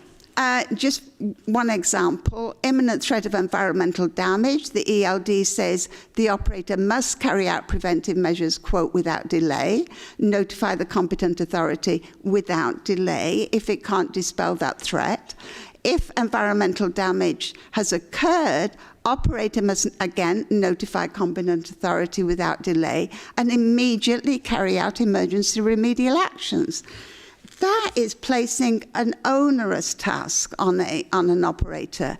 In many cases, how is the operator going to know when there's an imminent threat or actual environmental damage, or even have a reasonable belief that biodiversity or water damage is threatened or has been caused?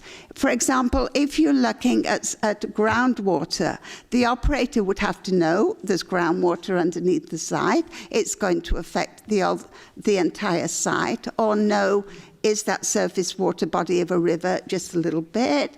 Is it more? Absolutely impossible for an operator to know that. And if you don't do it, for example, in the UK, it's a criminal offence. Next one. So consider, I think, possible improvements. I think what needs to be done, among other things, and I applaud the Commission for what it's already suggesting in the action plan, but I think there's significant holes in it. If the relationship, if a member state and the competent authorities, operators, NGOs in it do not know what the relationship is between the ELD and the pre-existing law, they are going to keep on enforcing the pre-existing law. We need a better understanding. We don't have that right now. So I think and how does it fit in with civil and criminal liability? That is not there right now. So I think the training program, the documents that the Commission is issuing can describe in great detail what the ELD says. Without that understanding, there's not going to be better implementation. Next one. Should the following topics be included in the training programme? And I must admit, I have not seen the most recent action plan. It may already be in there, so my apologies if I'm raising something that's already been sorted. There's different types of financial security instruments for ELD and similar liabilities. Yet there's mandatory financial requirements in member states that already exist, but shouldn't the training programme include those as well? For example, in Ireland, it is mandatory now for certain permitted activities to have financial security for liabilities under the ELD. We don't know, there's no study being made to say, is that the case in similar liabilities across the EU? And also, this is crucial to operators and competent authorities knowing if there's financial security there. Are those financial security instruments adequate in the event of insolvency? In many cases, they're not. If you're looking at so-called self-insurance, parent company guarantees, they are not. What is the effect on the ELD liabilities of large incidents like Kollontar and the Chemipack in the Netherlands? I think that needs to be looked at as well. Next one. So ensure that this common understanding document includes an analysis also of the effect of the common understandings on the availability of insurance. This, I think, is crucial, and I think Insurance Europe will agree with me on this one. If, for example, as seems to be suggested, the threshold of biodiversity damage is being reduced to the level of the Habitats Directive, which is extremely low, and I'm not saying that is a good thing for the Habitats Directive. What about, though, for the ELD itself? What will happen is that some insurers who are going to come into the market and offer environmental policies for ELD liabilities are not going to do so. Other insurers are going to raise premiums. I think that needs to be considered. The meaning of preventive action, this is also in the action plan. Okay, the meaning of preventive action in the action plan is in the ELD is not well defined. So what? Is it really affecting something? I think the downside of coming up with a very good definition of preventive action that would necessarily have to include actions that are taken before any environmental damage occurred would seriously harm the availability of financial security and insurance. That kind of damage is uninsurable. Liability insurance needs a trigger. The trigger for the environmental insurance policies is claims made and reported claims made. Insurers are not going to cover, unless Phil tells me I'm completely wrong, and I've been drafting environmental insurance policies, by the way, for over 20 years, so I think I know a little bit about it. They are not going to cover preventive actions, such as, for example, you've got a pollution control equipment that's on the danger of breaking down. Insurers will not cover that. That is not a fortuity. Insurance covers fortuities only. Next one. So consider whether some terms in the ELD can be clarified under the common understanding documents. And I really don't think some of them can. For example, look at the threshold for defining significant damage under the ELD and Article 6.2 of the Habitats Directive. They've been interpreted differently, but the threshold in the Habitats Directive cannot be changed. We've got CJEU case law on it. It is an extremely low threshold. But the threshold under the ELD, if it's brought to the same point, would be lower than the definition of an imminent threat of damage. How can that be? That would need a revision to the ELD itself. And finally, I think it's my last slide, please. Just one more after this, sorry. Yeah, hang on. Next one, please. Yeah. And it should be clarified, this is stated in the action plan, that a site-related approach is required for effective implementation. Yeah, I agree, it probably should, but what is a site? And the ELD doesn't refer to a site. It doesn't refer to significant effects of a site. Okay, you can identify quite easily a Natura 2000 area as a site, but some of those are very large. How are you going to do that outside the Natura 2000 network? And I think that's going to be extremely difficult. And then finally, it really is my last slide. So consider, I think, whether the ELD itself needs to be revised to deliver its main objectives. Maybe we need revision. I know revision, not necessarily advocating revision, because if you get revision, you might get revisions you don't want. But some of those terms in the Common Understanding document, I would argue, cannot be done without revising the ELD. And also simplifying the liability system so that member states, competent authorities in them, know how it supplements, can supplement it very easily. And as I say, finally, the last one, financial security. Some of the proposals in the action plan would reduce financial security. Thank you. I said I was going to be controversial. Thank you for the contribution of all of the speakers. Grazie per la partecipazione. Thank you very much for participating, everybody who has taken the floor. And we continue with the second panel. I would like to ask you to come back by 11:45 to continue our discussion. Till then, you can find some coffee here in the room.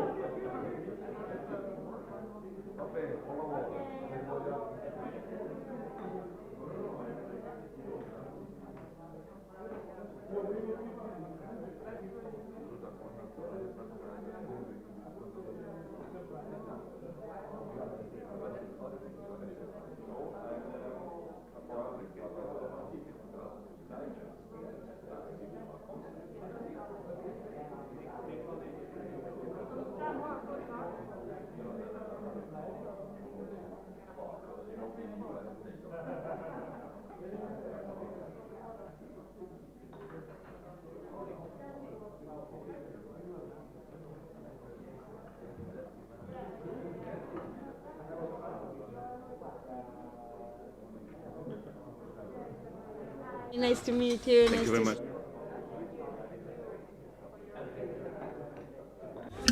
Okay.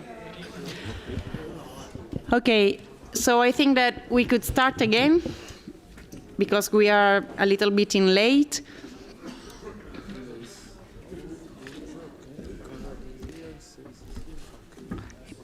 Okay. No, dammelo quello. So, please take a seat. And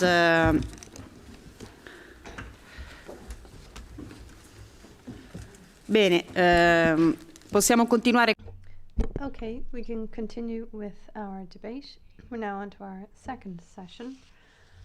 I want to pass the floor now to Dr. Robert Conrad, who's the head of the unit of Governance Information Reporting in DG Environment at the European Commission. So he will be telling us about the various aspects of the LED directive. Thank you. Thank you, Mrs. Ferrara, and good morning to everybody. I think it's a good to start the second part of our discussion with actually something which is considered to be a response of the European Commission to the findings of the evaluation or evaluation of the Environmental Liability Directive. As we have seen in the previous section, we have quite a patchwork situation of environmental remediation in Europe, and we have identified a number of shortcomings and number of areas for improvement in the implementation of the Environmental Liability Directive. So if we really look at the main objectives of the Environmental Liability Directive, which is prevention and remediation of the damage to the environment, which is implementation of the polluter pays principle, and which is providing sufficient financial security for ELD liabilities. In all these three objectives, there is room for improvement. Now, there are a number of issues that needs to be addressed, and we are going to address them through a framework which is called the work program, or we can also call it action plan, which is for the years 2017-2020, which means the horizon of this European Commission and this European Parliament, which basically is going to be a work program which is going to be a joint effort between the Commission, Member States, and the stakeholders, including, of course, the European Parliament members. Now, as this framework is not directly envisaged in the legal text of the directive, it's going to be a non-binding, flexible, and tailored instrument, so it's really the work program or the action plan. And we will have there a lot of flexibility and a lot of room for maneuver to adapt the work program and to adapt the course of action as we go along. So basically, we are going to have a collaborative process with the stakeholders, which I have mentioned before, and we will, of course, adapt that process to meet the needs as they will arise. Next slide, please. The process is that following the publication of the communication of the refit of the ELD, together with the government experts from the member states, the ELD government experts group, and also following the input from the other stakeholders, we moved to. We were able to establish the multi-annual work program, which has been adopted with just a little scrutiny actually a few days ago. So now we can move ahead. So the 28th February was the date of the meeting of the government experts, and now we are going to proceed full speed ahead. And at the end of this year, we will have a bit of a review where we stand in a very operational and light manner, and then move forward. I think we can skip this slide because it's about the contractual support, which is not so interesting to this audience. Basically, we are going to work on the three main pillars. The first one is the enhancing the evidence base. What does it mean? As we have seen during the morning, we have a huge unclarities and many questions about the basic concepts. We have the many questions about actually how the member states are applying the ELD, what is the relation with the ELD and the pre-existing national legislation, and so on and so forth. So there are many questions, and very few answers were provided so far. Also, due to the fact that this is really the scope of the exercise is very wide. So we are going to look into this, and we are also going to come up with, as the result, with an assessment framework, because in order to be able next time to tell whether the ELD actually functions and what it is added value and what is the effectiveness and efficiency, we also need to clarify the indicators or clarify the assessment framework. So we are going to look at the evidence base with a specific view or with a specific focus on the assessment framework.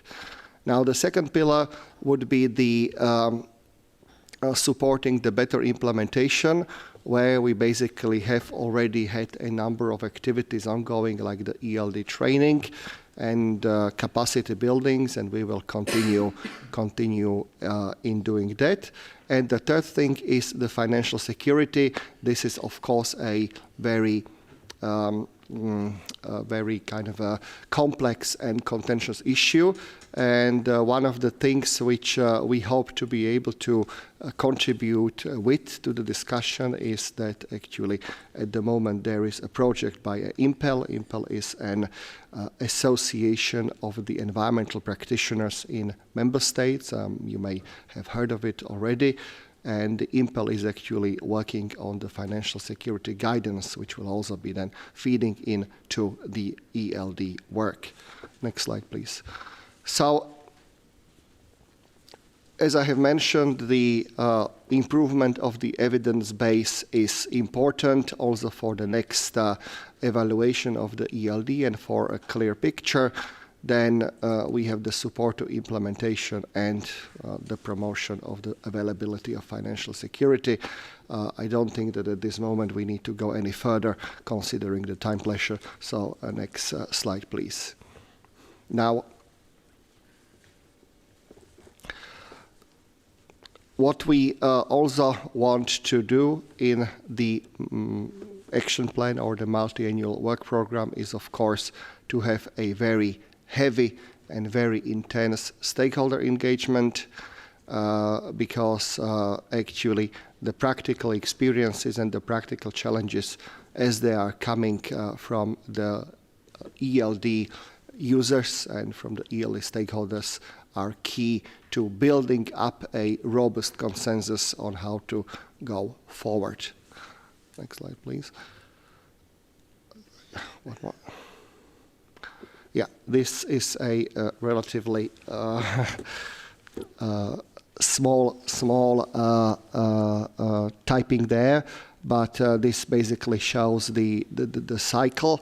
How do we want to go around the implementation of the work program, where basically we envisaged work under all three strands. And we also envisage that the work program will be an open and a living document, which will be then, of course, revisited and updated regularly, and where there will be a daily or regular interaction with the stakeholders on all three strands of work. So I think that would be for the opening of the discussion from my side, and of course, may you have any questions, I'm at your disposal. Thank you. Bene, molte grazie. Thank you very much indeed. I now give the floor to Catherine Sallet from Deloitte. The floor is yours, madam. Hello, everyone. Thank you very much, Ms. Ferrara, for inviting us. I have a presentation too, which was recently added, yes, sorry.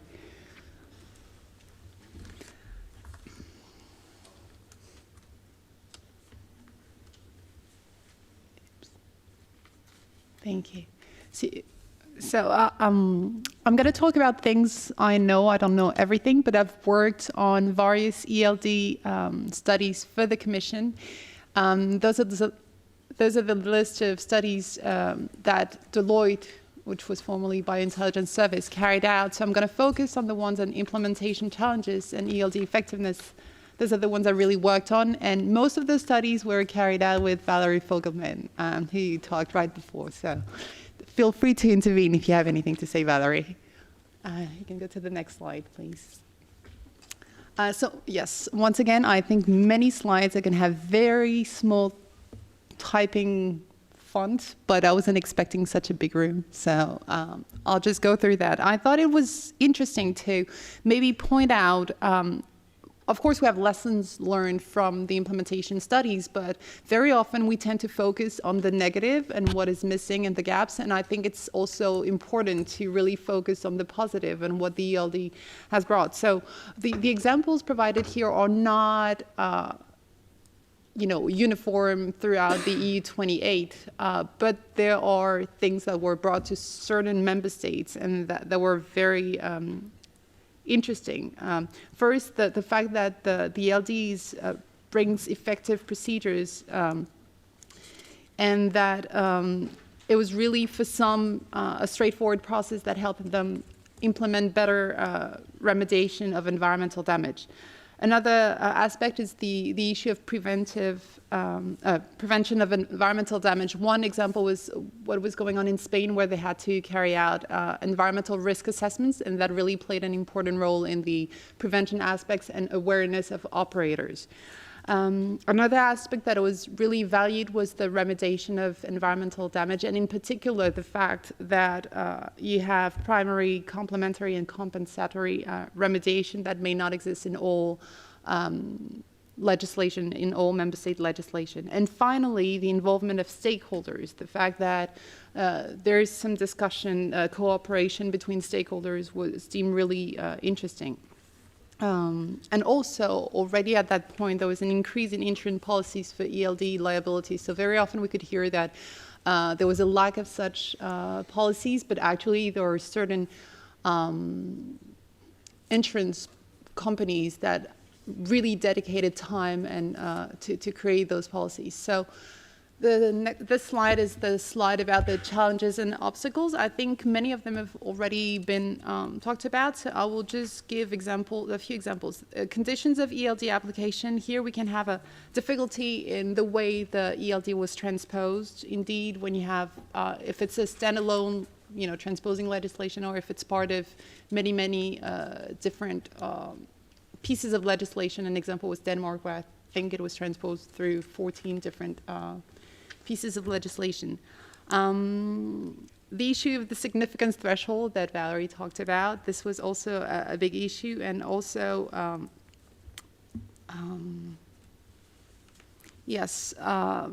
the difficulty resulting from the broad but non-exhaustive scope of the ELD, and I'll come back to that. That's, for instance, the question of whether air should be included. That's another issue. We also heard from previous speakers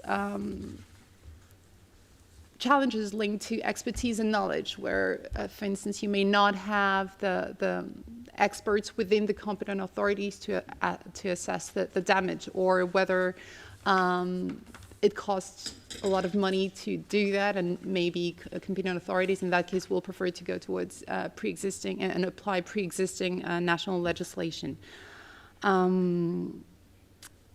And then other issues related to maybe a lack of engagement, but that could be also linked to a lack of awareness of the ELD and how it applies.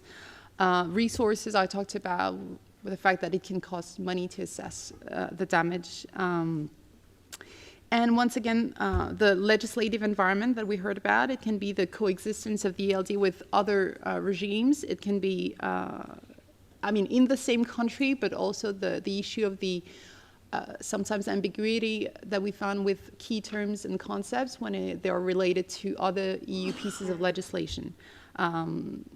We heard about the nature directives, but also the water framework directives. Can go to the next slide. So through our studies, we found still some best practices that were really relevant. First, those are examples. It's not an exhaustive list. Increase awareness through, for instance, the organization of workshops and conferences, and that included NGOs, the public in general, and were not hence limited to competent authorities, technical experts. Support competent authorities. That can be done through specific courses and workshops. And also the establishment of networks, so to share experience and well, I'm not going to say tips, but at least experience in how to implement the ELD. Also tools to support the implementation. So in some countries, we have specific guidelines, but the guidance documents do not exist in all member states. And they can be really helpful. For instance, in France, we have a guidance document on equivalency methods. Another point is national registers. Actually, you have quite a number of countries that have established a specific register for ELD cases, and that's actually something that came out of the ELD refit evaluation at the same time. And finally, tools to promote ELD insurance policies. One example was the ZUS in Germany, which is actually a tool where operators could identify where they operate and see around what exists in terms of protected sites, and hence evaluate better the risk that they the environment incur, and that hence they also incur. Next slide, please. So I heard this morning that there was the interest in knowing what could potentially be included in a revision of the ELD. The idea here is not to say that this is what should be done, but really to point out, those are questions and things to consider maybe for future revisions. This is actually findings that came out of the ELD effectiveness scope and exception study. On the scope of strict liability, that's an issue that may not please all insurers, but still the question is whether we should extend strict liability to non-Annex 3 activities, that is, whether strict liability should be broader. Another option would be, should we delete Annex 3, so strict liability would apply to all? And finally, the question of the extension of the list. So it's true that there are already many categories in the list, but certain cases, such as the Coussoul-Decaux case in France, have shown that you can have an really severe environmental damage that is still not covered under Annex 3 activities.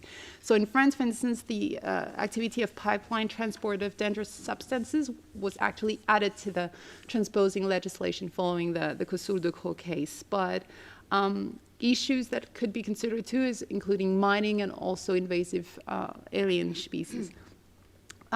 Second, the scope of environmental damage. We see that in BLD, we distinguish between various compartments. We're going to have biodiversity damage, water damage, land damage, but those are not necessarily separate. The damage to land, for instance, can also impact groundwater.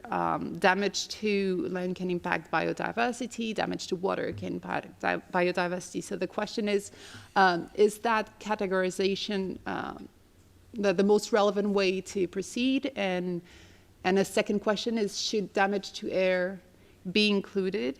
It's not necessarily easy when you have damage to air to link that to a specific operators, so that may be complicated, but and also because air cannot be remediated by, air pollution by removing pollutants, but we can imagine certain measures to prevent harm to human health if there are airborne pollutants that are very dangerous. Third, no, it's still the same slide, sorry. It's going to be quick.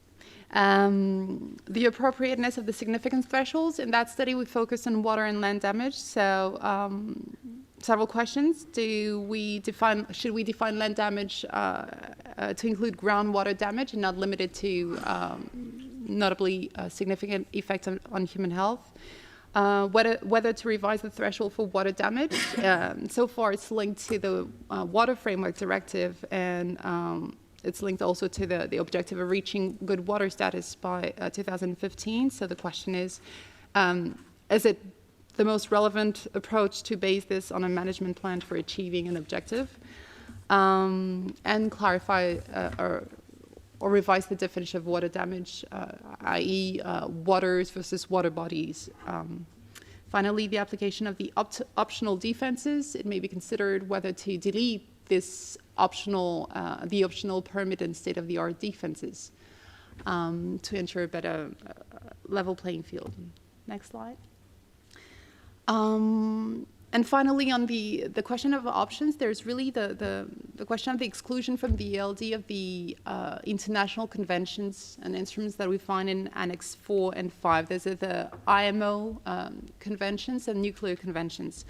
One question is whether, it could be necessary to clarify the extent of the inclusion, that is, whether all incidents falling under the conventions are excluded from the scope of the ELD, or whether there's an exclusion only to the extent that environmental damage is not covered by the convention, or the other way around. And I listed a few reasons that could preach in favor of the exclusions. I will not go through them, but there are several in terms of the focus of the conventions on human interests and not biodiversity damage, the fact that there are no complementary or compensatory remediation, and so on. Next slide. So this was, I will not stop on that. This is actually what came out of the ELD REFIT evaluation, things that are being considered. So I will just say that currently, and Robert did not have time to go through that, but there's indeed support contracts following the ELD REFIT evaluation, and I'm actually currently working on a contract, you can go to the next slide, which is led by Milieu, and which actually aims to implement actions identified under the ELD REFIT. So there are several tasks. Those are three examples. One is to work on the testing a concept, developing and testing a concept for an ELD register. The second one is to work on a common understanding document. And the third one is to work on ELD training. I'm working personally on task 2 on the common understanding document. So Valerie's input and suggestion, which are food for thought as usual, are going to be extremely relevant.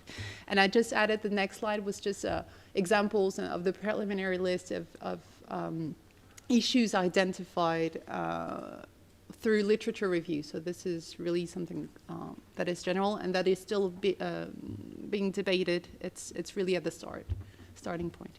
And thank you. Bene, molte grazie. Thank you very much indeed. I'm going to give the floor straight away now to Dr. Tibor Stelbacci, who is the Deputy Permanent Representative of Hungary to the European Union. The floor is yours, sir. Molto grazie. Thank you very much. First of all, let me just to wish a very happy International Women's Day for all the ladies here in the room and, of course, outside as well. Having very much in mind, of course, that our endeavor is to have every day a Women's Day, not just on 8th of March. Second, thank you very much for inviting us for this very professional and very important seminar. As you definitely know, Hungary attaches great importance to this issue, and I think if we are looking at the implementation of the Environmental Liability Directive, then it's really high time to discuss and to exchange of views on the experiences on the implementation. The title of this session 2 requesting us to provide input for the upcoming action plan and the multi-annual work plan. So in this sense, I would like to focus my intervention on one specific issue, and this is the financial security to cover ELD liabilities. I'm doing this also knowing very well that the Commission also stated that one of the main endeavors of the multi-annual work program is to ensuring sufficient demand and availability for financial security to cover ELD liabilities. So it is very much in line with the way how the Commission think this issue. Large-scale accidents can be extended rather oftenly, I would say in every 2 years, according to the Commission. And these are, this category or this issue, the large-scale accidents, deserve special attention because in many cases, even if there is a legal tools for a liability, but in many cases it is almost impossible to really find the responsibility and the liability of those who caused these damages, because in many cases in large-scale accidents, the company who are involved simply just bankrupted because of the scale of the problem. So here, the strength of the financial security system especially crucial. According to the Commission assessment, again, the implementation of the ELD in terms of financial security has not brought the expected supply to the insurance market. As a result, covering of the cost of remediation in some cases of large-scale disasters may not be fully resolved. The question was raised by the Commission as to what instrument would be an appropriate solution. We in Hungary fully recognized also this problem and this issue. That's why we raised a week ago in the Environment Council on the 28th of February, the Environment Council, this issue, asking the Commission to make a presentation on the implementation of the ELD, and our main point was during this discussion in the Council that despite of EU legislation on responsibility, without strong financial guarantees, there can be instances when the polluter will not be able to compensate for damages it has caused. So we have to tackle this problem.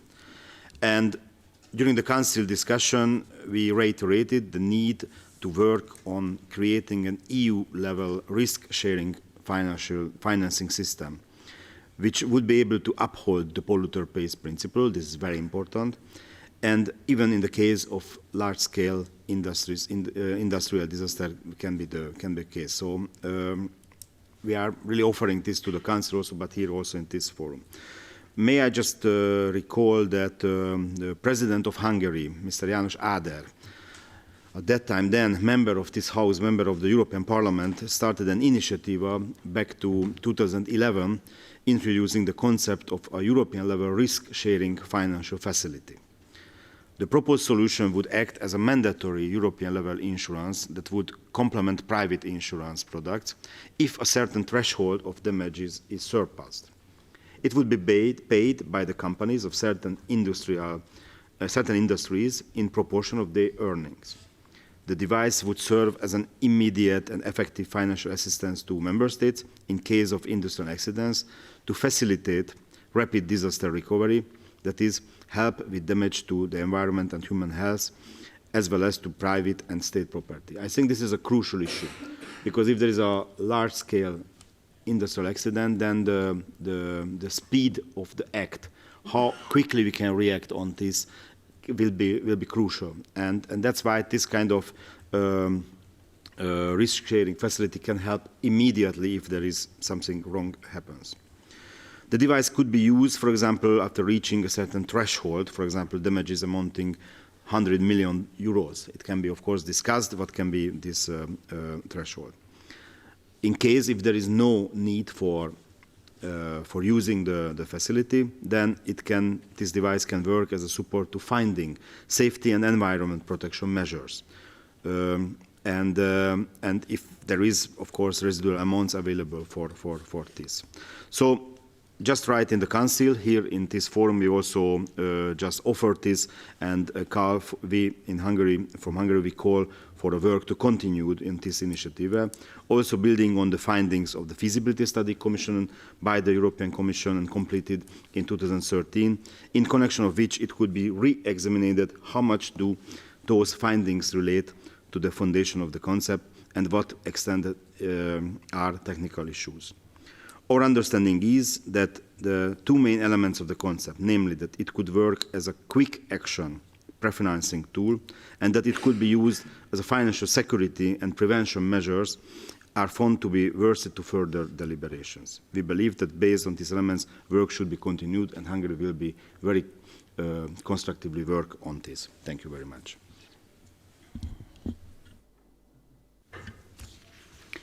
Benissimo, molte grazie. Molte grazie.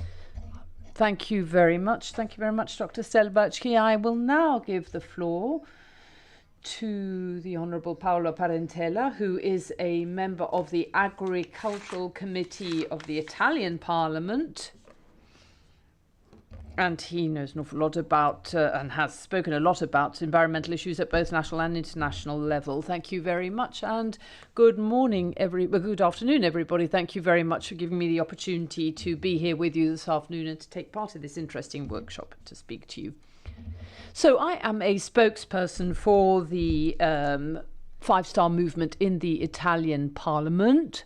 I come from the Reggio Calabria region. Now, through my political activities, I have been able to see for first-hand the most critical areas in my region and in other regions of Italy, where there have been Italian issues. But so it's not just a case for Calabria, but also the whole country. If we were to look at all the environmental disasters, environment events that we've seen since the 1990s, we would see that it isn't only Calabria that is in this situation. Just to give you a few points from my area, Sin, for example, these is one of the most contaminated areas, Casignano, Scarabaro, Caraccelli, Marella, and others. These are all areas where we have real ecological bombs that have exploded, if you like, where we have had terrible dumping of waste, and then we have had pollution in rivers going to the sea. That's then there have been problems with the political bureaucracy and the legals. And the legal system. Sorry. The ECJ even has issued rulings on this illegal dumping of waste. Now, this has happened in all sorts of areas alongside rivers which are protected by the law, and then even close to organic farms or polluting plants which have been opened or reopened within national parks, for example. In the Pollina, for example, there is an old electricity plant there that has now been reopened in this national park. The five-star movement that I am a member of has been moving for clear law on polluter pays principle law in Italy. Now, Decree 68 of 2015 is on pollution of the environment, and I am a signatory to that. And this is a law on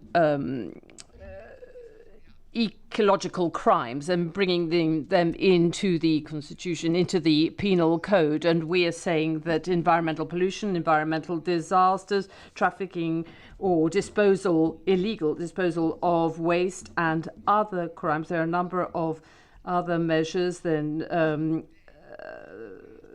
reclaiming land, confiscation of goods, of assets, sorry. And there is also the clause of reducing the penalty if people cooperate immediately. So polluter pays principle now has become a reality after years on the books. And we are now making sure that this is more widely applied. It's very difficult, though, because there are very scarce means, certainly when it comes to public prosecutor's office, to actually carry out investigations. And if you look at the data of a national association, we see that there has been a drop in the number of disasters, and this because of the the widespread application of this law. Now, in the first 8 months of the new law, 947 sono stati gli ecoreati contestati, 118 i casi di inquinamento ambientale, 1185 persone denunciate, 229 beni sequestrati per un valore di circa 24 Paolo, milioni di ti chiedo euro. scusa, penso che ci siano delle difficoltà con It is far too fast. We cannot possibly interpret at that speed. We have not been given any documents, and it is just impossible to do, I'm afraid. So I was giving you some figures that have emerged since the law was first implemented in Parliament. 229 different assets confiscated to the tune of several million euro.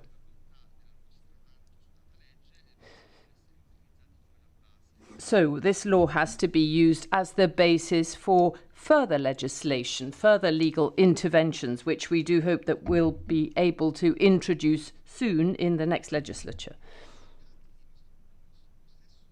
The figures that we have and the figures that I have given you do not cover all the public prosecutors' offices in Italy, just some of them. But there are some areas where this has been applied more, and there are some laws that are used more than others, and the Speaker gives the numbers of these laws.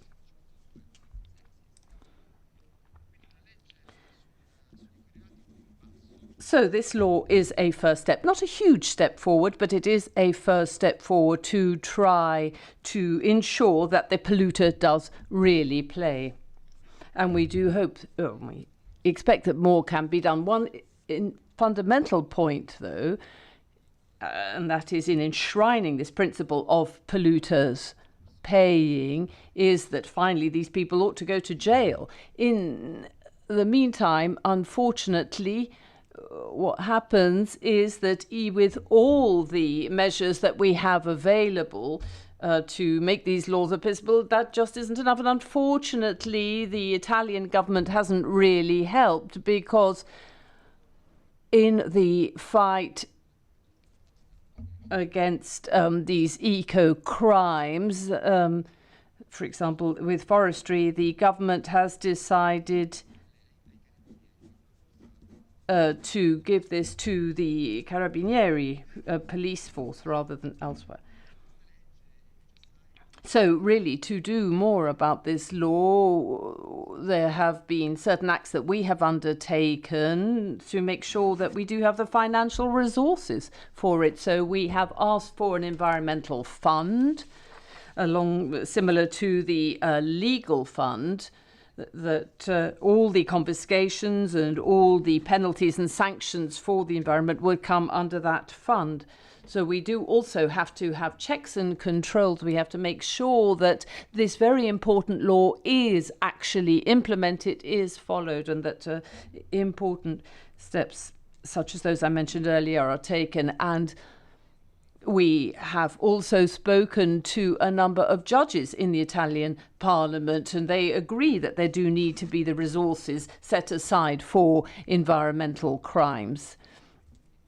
And we do want, as I said, to have this in the penal code and make sure that there are the people, the means available, the resources available so that we can do so.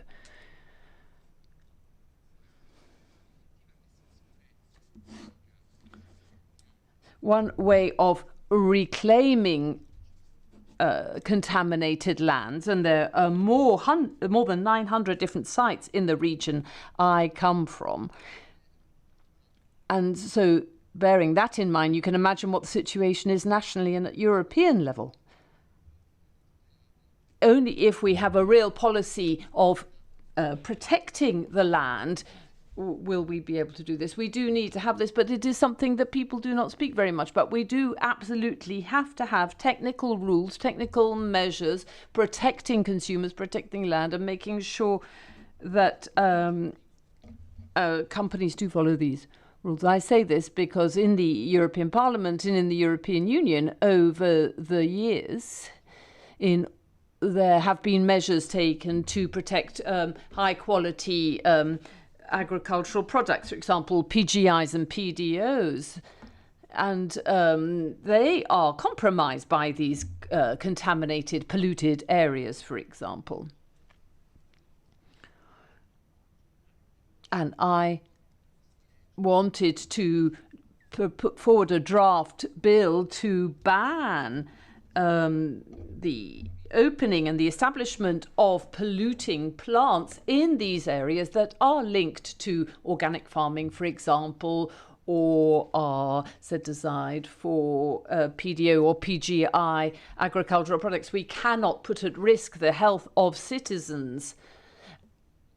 And on the one hand, it's daft, isn't it, to on the one hand be doing everything we can for these quality products and then allow polluting plants to open nearby. So this does not really come under an organic European legal regime, but it comes the ELD directive, and there are other rules as well. Now, we do have legislation on the reclaiming of land in Italy as well, but it goes through a number of different laws, which actually makes it very difficult. And it means that the way it is applied differs a lot throughout the country. There's so much to say. It is a very important subject. But one point to make is the conflict of interest that we have in the regional environmental agencies, the APA. Now, these are agencies that came about because of certain policies in the areas, and they are agencies that are judge and jury at the same time. They both do the checking and ask for the verifications, and that just does not work. And these environmental agencies are linked to certain politicians, to political parties. We cannot have that. We have to absolutely separate them from politics, and we have to have them independent. Now, in certain cases that has happened, but unfortunately that in most cases hasn't happened. Now, there are still cases in our country, where there is the statute of limitations, which completely wipes out all this, what we're trying to do under polluter pays. And we do not think that we should have, I do not think that we should have statute of limitations for environmental crimes and environmental damage, because the environmental damage stays around for years, for future generations. And it very often happens that the polluter does not pay any sort of price whatsoever because of the amount of time it takes. And then monitoring is another important point. Certainly in the southern part of Italy, in my region as well, there was a project launched a few years ago on monitoring and highlighting those areas that are particularly polluted, and that did really help to try to find those sites, those areas that are polluted.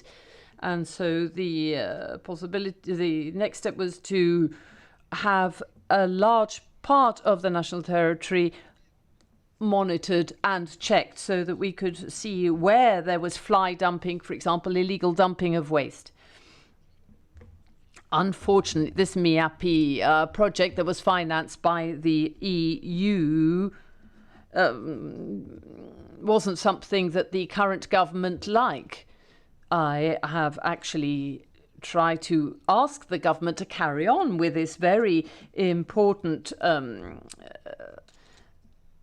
project and draft law with the help of the forces of order, but unfortunately that has not happened. But if everybody could get together on this, I think it would be a real step forward in trying to stop these environmental crimes from happening. And it's clear that full monitoring has to happen, not only on land but also at sea.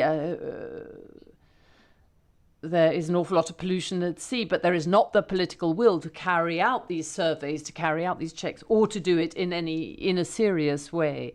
There have been a number of parliamentary inquiry committees on this, but they have not actually come up with significant data. Let me conclude then by saying something that is often said. We do try to work, we're trying to be very specific on this, because we can say whatever we like, but nature is not democratic. Nature follows its own laws, and if we respect nature's laws, then nature will get its own, and if we do not follow the laws of nature, nature will get its own back. If we pollute a river, for example, there will be consequences. There will be consequences if we pollute water sources. So what we have to do, what we have to try to do, is respect the laws of nature and to apply those in our own society and to live hand in hand with nature, connected to nature. And I do hope that in the next European directive there will be this awareness so that people really do have an environmental and ecological awareness of the earth and of nature, and people bear in mind climate change as well, and so that we can guarantee for future generations a better world than the one we have now. Thank you. Bene, molte grazie. Thank you. We've come to our last speaker, Dr. Ernesto Burgio, a pediatrician, national coordinator of the International Association Doctors of the Environment. You have the floor. Bene, grazie per questo invito. Thank you for the invitation. I would prefer to speak in Italian because I think the English of those interpreting is better than mine. So, in my point of view, I think that my presentation is a little bit different. I think really what we're lacking in the directive is considering environmental pollution, is that whereas 20 years ago pollution was considered in cases of significant incidents and considered vis-a-vis the people affected, now we consider pollution differently today. I'm a pediatrician, but I deal with environmental pollution, health damage, and damage on DNA and DNA software. I've been doing that for 20 years. I do that for the WHO. We have a committee, a group called Children Environmental Health in Geneva. We have a group in the Italian Ministry for Health in the sphere of scientific health and in the sphere of pediatry. And we have a lot of experts dealing with this topic. So pollution is not just something that should be considered as something that happens close to industrial plants. It's something completely different. And I think it's important to start off keeping that in mind. Now I'm going to try to summarize. I don't know if we have the time to look at some slides here. But what can we mean when we talk about pollution nowadays? It's changing the molecular composition of the atmosphere, the biosphere, and ecosystems. It's a lot more than what is included in this directive. We're not just talking about the lithosphere, the Earth. We're not just talking about the hydrosphere, waters, which are extremely important and highly polluted. The most polluted and most transformed elements are the atmosphere, biosphere, and ecosystems. Everywhere, over the last decades, we have introduced at least 100,000 synthesis molecules. Many of these are endocrine disruptors, which means that these molecules are capable of disturbing the most important biological mechanisms and thus the development of the embryo and the fetus and the child. And this is now widespread. So I think a first problem we have with a directive like this when we're talking about updating it is to really include the way in which pollution is studied, assessed, and the dimensions of risk and damage. They have not been included in the directive. And yet, pollution particularly affects the atmosphere, biosphere, and the damage comes from the fact that in these sectors we have molecules that didn't exist for millions of years, these endocrine disruptors, and then we have ultrafine particles, heavy metals, 0, 1, and products that occur from combustion, from diesel engines, and from large waste plants and large plants that produce energy. They produce huge quantities of ultrafine particles that remain in the atmosphere for days and months and sometimes forever, in a way, because they pass into the food chain. They carry the pollution across all biological barriers. They pass through the cerebral matter into the brain. Ultrafine particles can move into the blood, and they can pass through the cell membrane, go into the cell's DNA and change the genome. So I think that in this directive and in general, as regards everything I've heard today, I think importance is focused on economic problems, legal problems, and issues of collective or individual liability. But I think we need to focus more on having experts as regards real environmental damage. That's the damage that caused to human health and potentially future generations.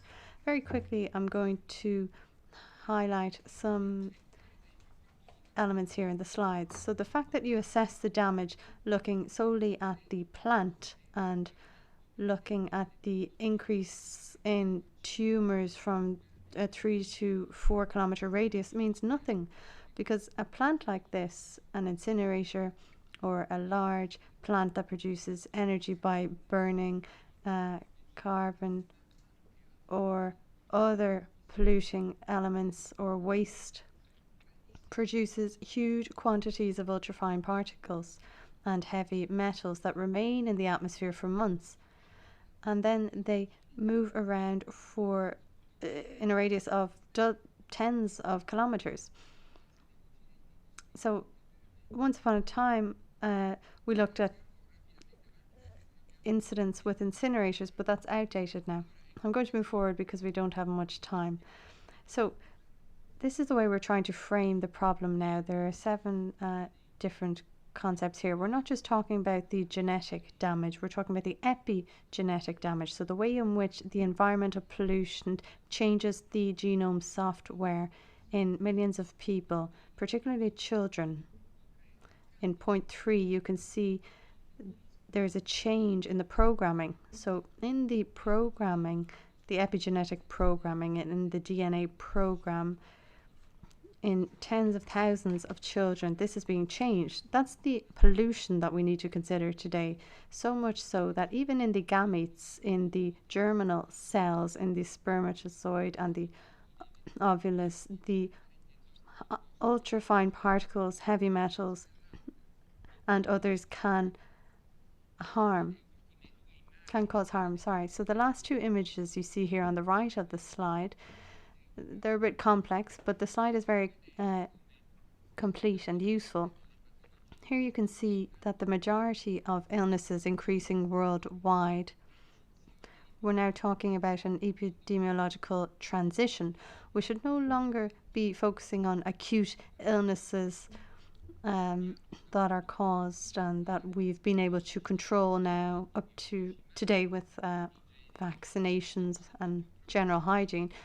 What we need to be worried about now is the increase in metabolic illnesses, obesity, neurodevelopment disorders, neurodegenerative illnesses, autoimmune illnesses, etc. All of these are the result not of DNA as we understood it before. They're the result of the fact that the DNA software is being disturbed by this matter. And this happens in all large cities. These particles and substances are in the air in a radius of thousands of kilometers around these plants, and so they're adversely affecting the people.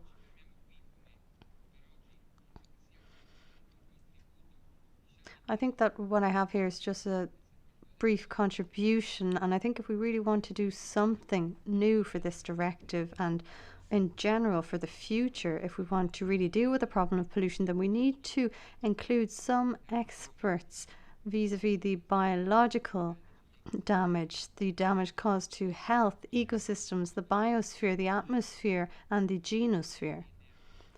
So what human DNA and other living beings' DNA is experiencing, we're talking about the most recent problem here. This is the fact that thousands of species, of living species, disappear every year. The professor from Cardiff mentioned this fact of the problem of biodiversity. The variety of living species in ecosystems is really under threat also, but then we have amphibians that we might consider a secondary population. But if we interrupt this change of transmission in the ecosystems, then the damage will be unforeseeable. For example, insects and bees and other insects are continuously disturbed by the presence of pesticides and electromagnetic fields. This is just a final point now. In recent days, I was in Geneva.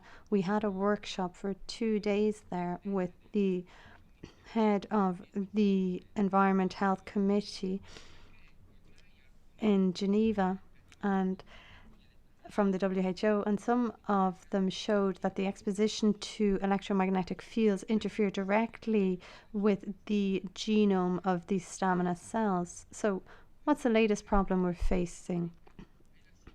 I think it's the synergy between these polluters. Many of these polluting substances that are produced by large industries or by vehicles that are around us and that make up what we call outdoor and indoor pollution act in synergy. So in the years to come, we need to have experts that deal with the biological effects and health effects of these, and we need to ensure that we include these extremely important directive that's really focused on economic aspects, and I think that will be key in the coming years. Grazie al dottor Burd. Thank you, Dr. Burjo. You kind of brought us back to reality there. I just think about how much time we spend on our mobile phones or with our mobile phones stuck to the side of our heads. Sorry, Dr. Burjo's presentation was not the final one. We will have a presentation from Dr. Phil Bell, who will talk to us about environmental compensation and who will give us the perspective of the insurers. Thank you. You have the floor.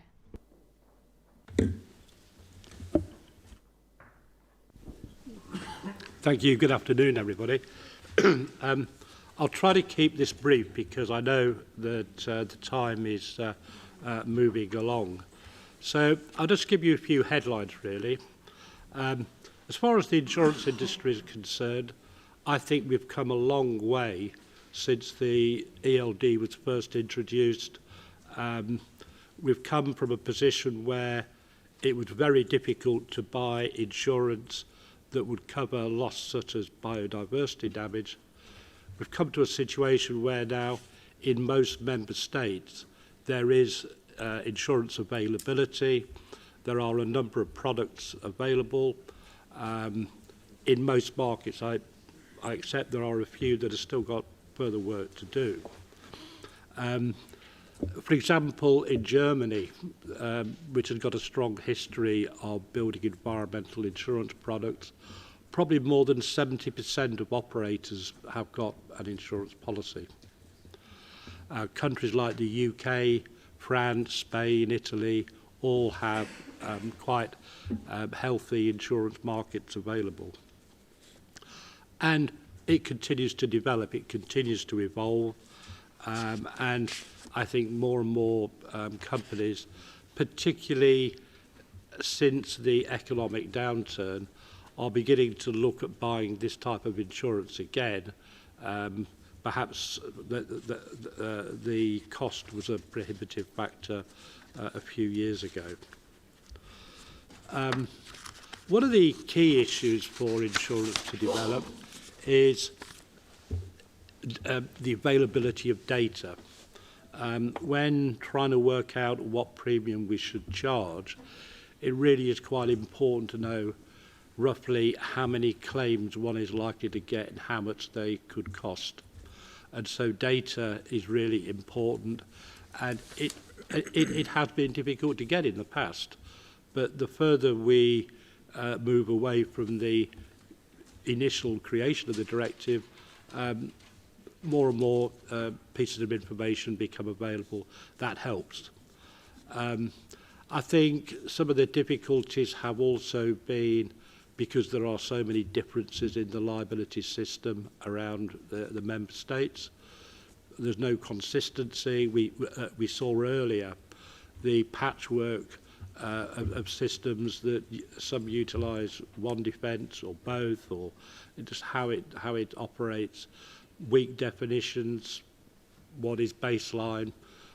What is the significance threshold? They all make it more difficult for insurers to understand what type of claims they might get.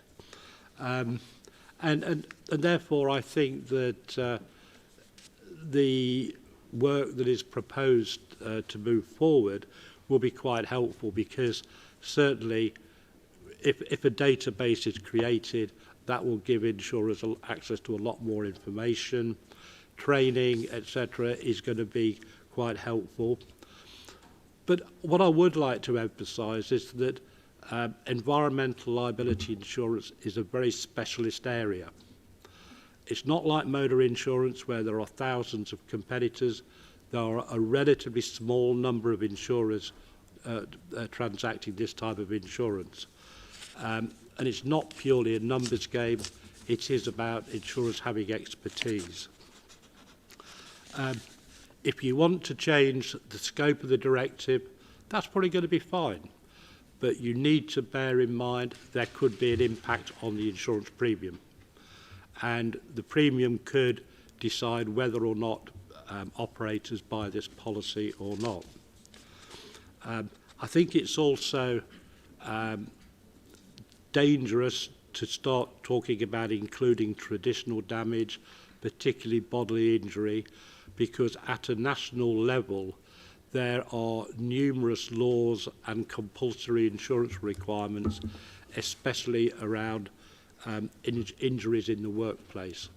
So do bear that in mind.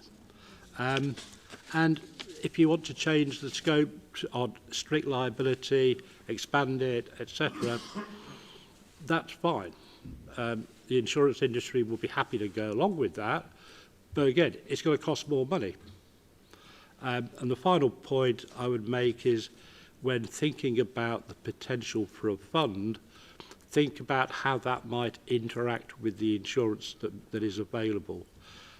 It may lead to companies buying less insurance or buying no insurance, relying upon a fund. I'm sure operators will have a lot to say about being expected to buy insurance and pay into a fund. And also just think about how the fund would operate, how it could help businesses and operators make themselves safer, which is where insurance can do that. So I think broadly the proposed work should help with the continued development of insurance, but do be careful about what changes you might want to make to the scope of the directive, because it might add extra cost or create more difficulties. And I'll stop at that point.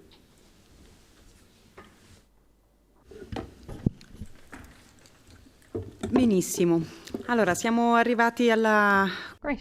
We've arrived to the end of our meeting. I want to thank everyone for the really important presentations, for your availability, and for this extremely important debate today.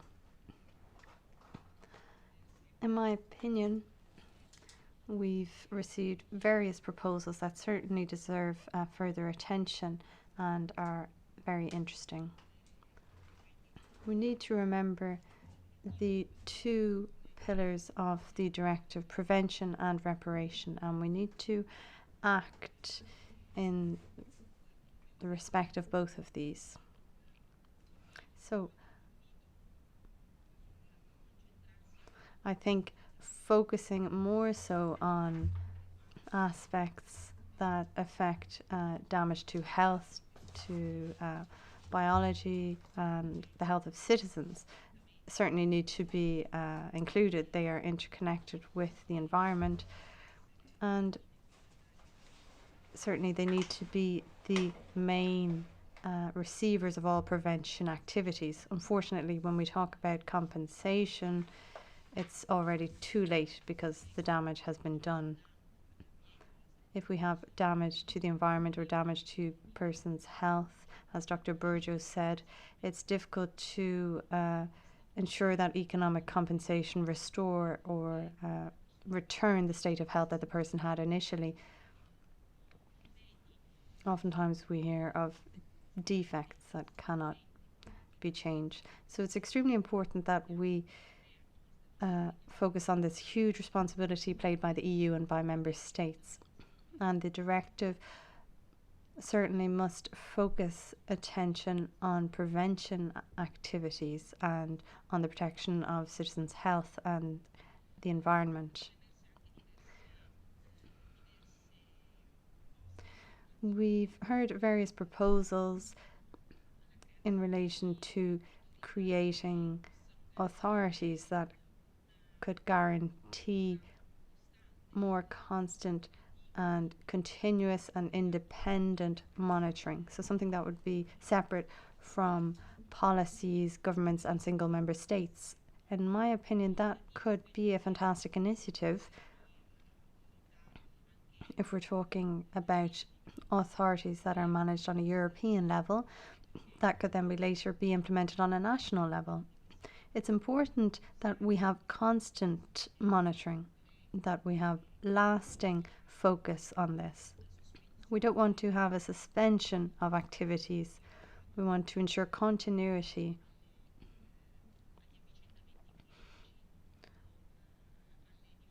In light of political events or problems, any registries, for instance, obligatory registries for any operators undertaking activity that could be potentially dangerous, and that this could be a way of also acting in order to carry out control.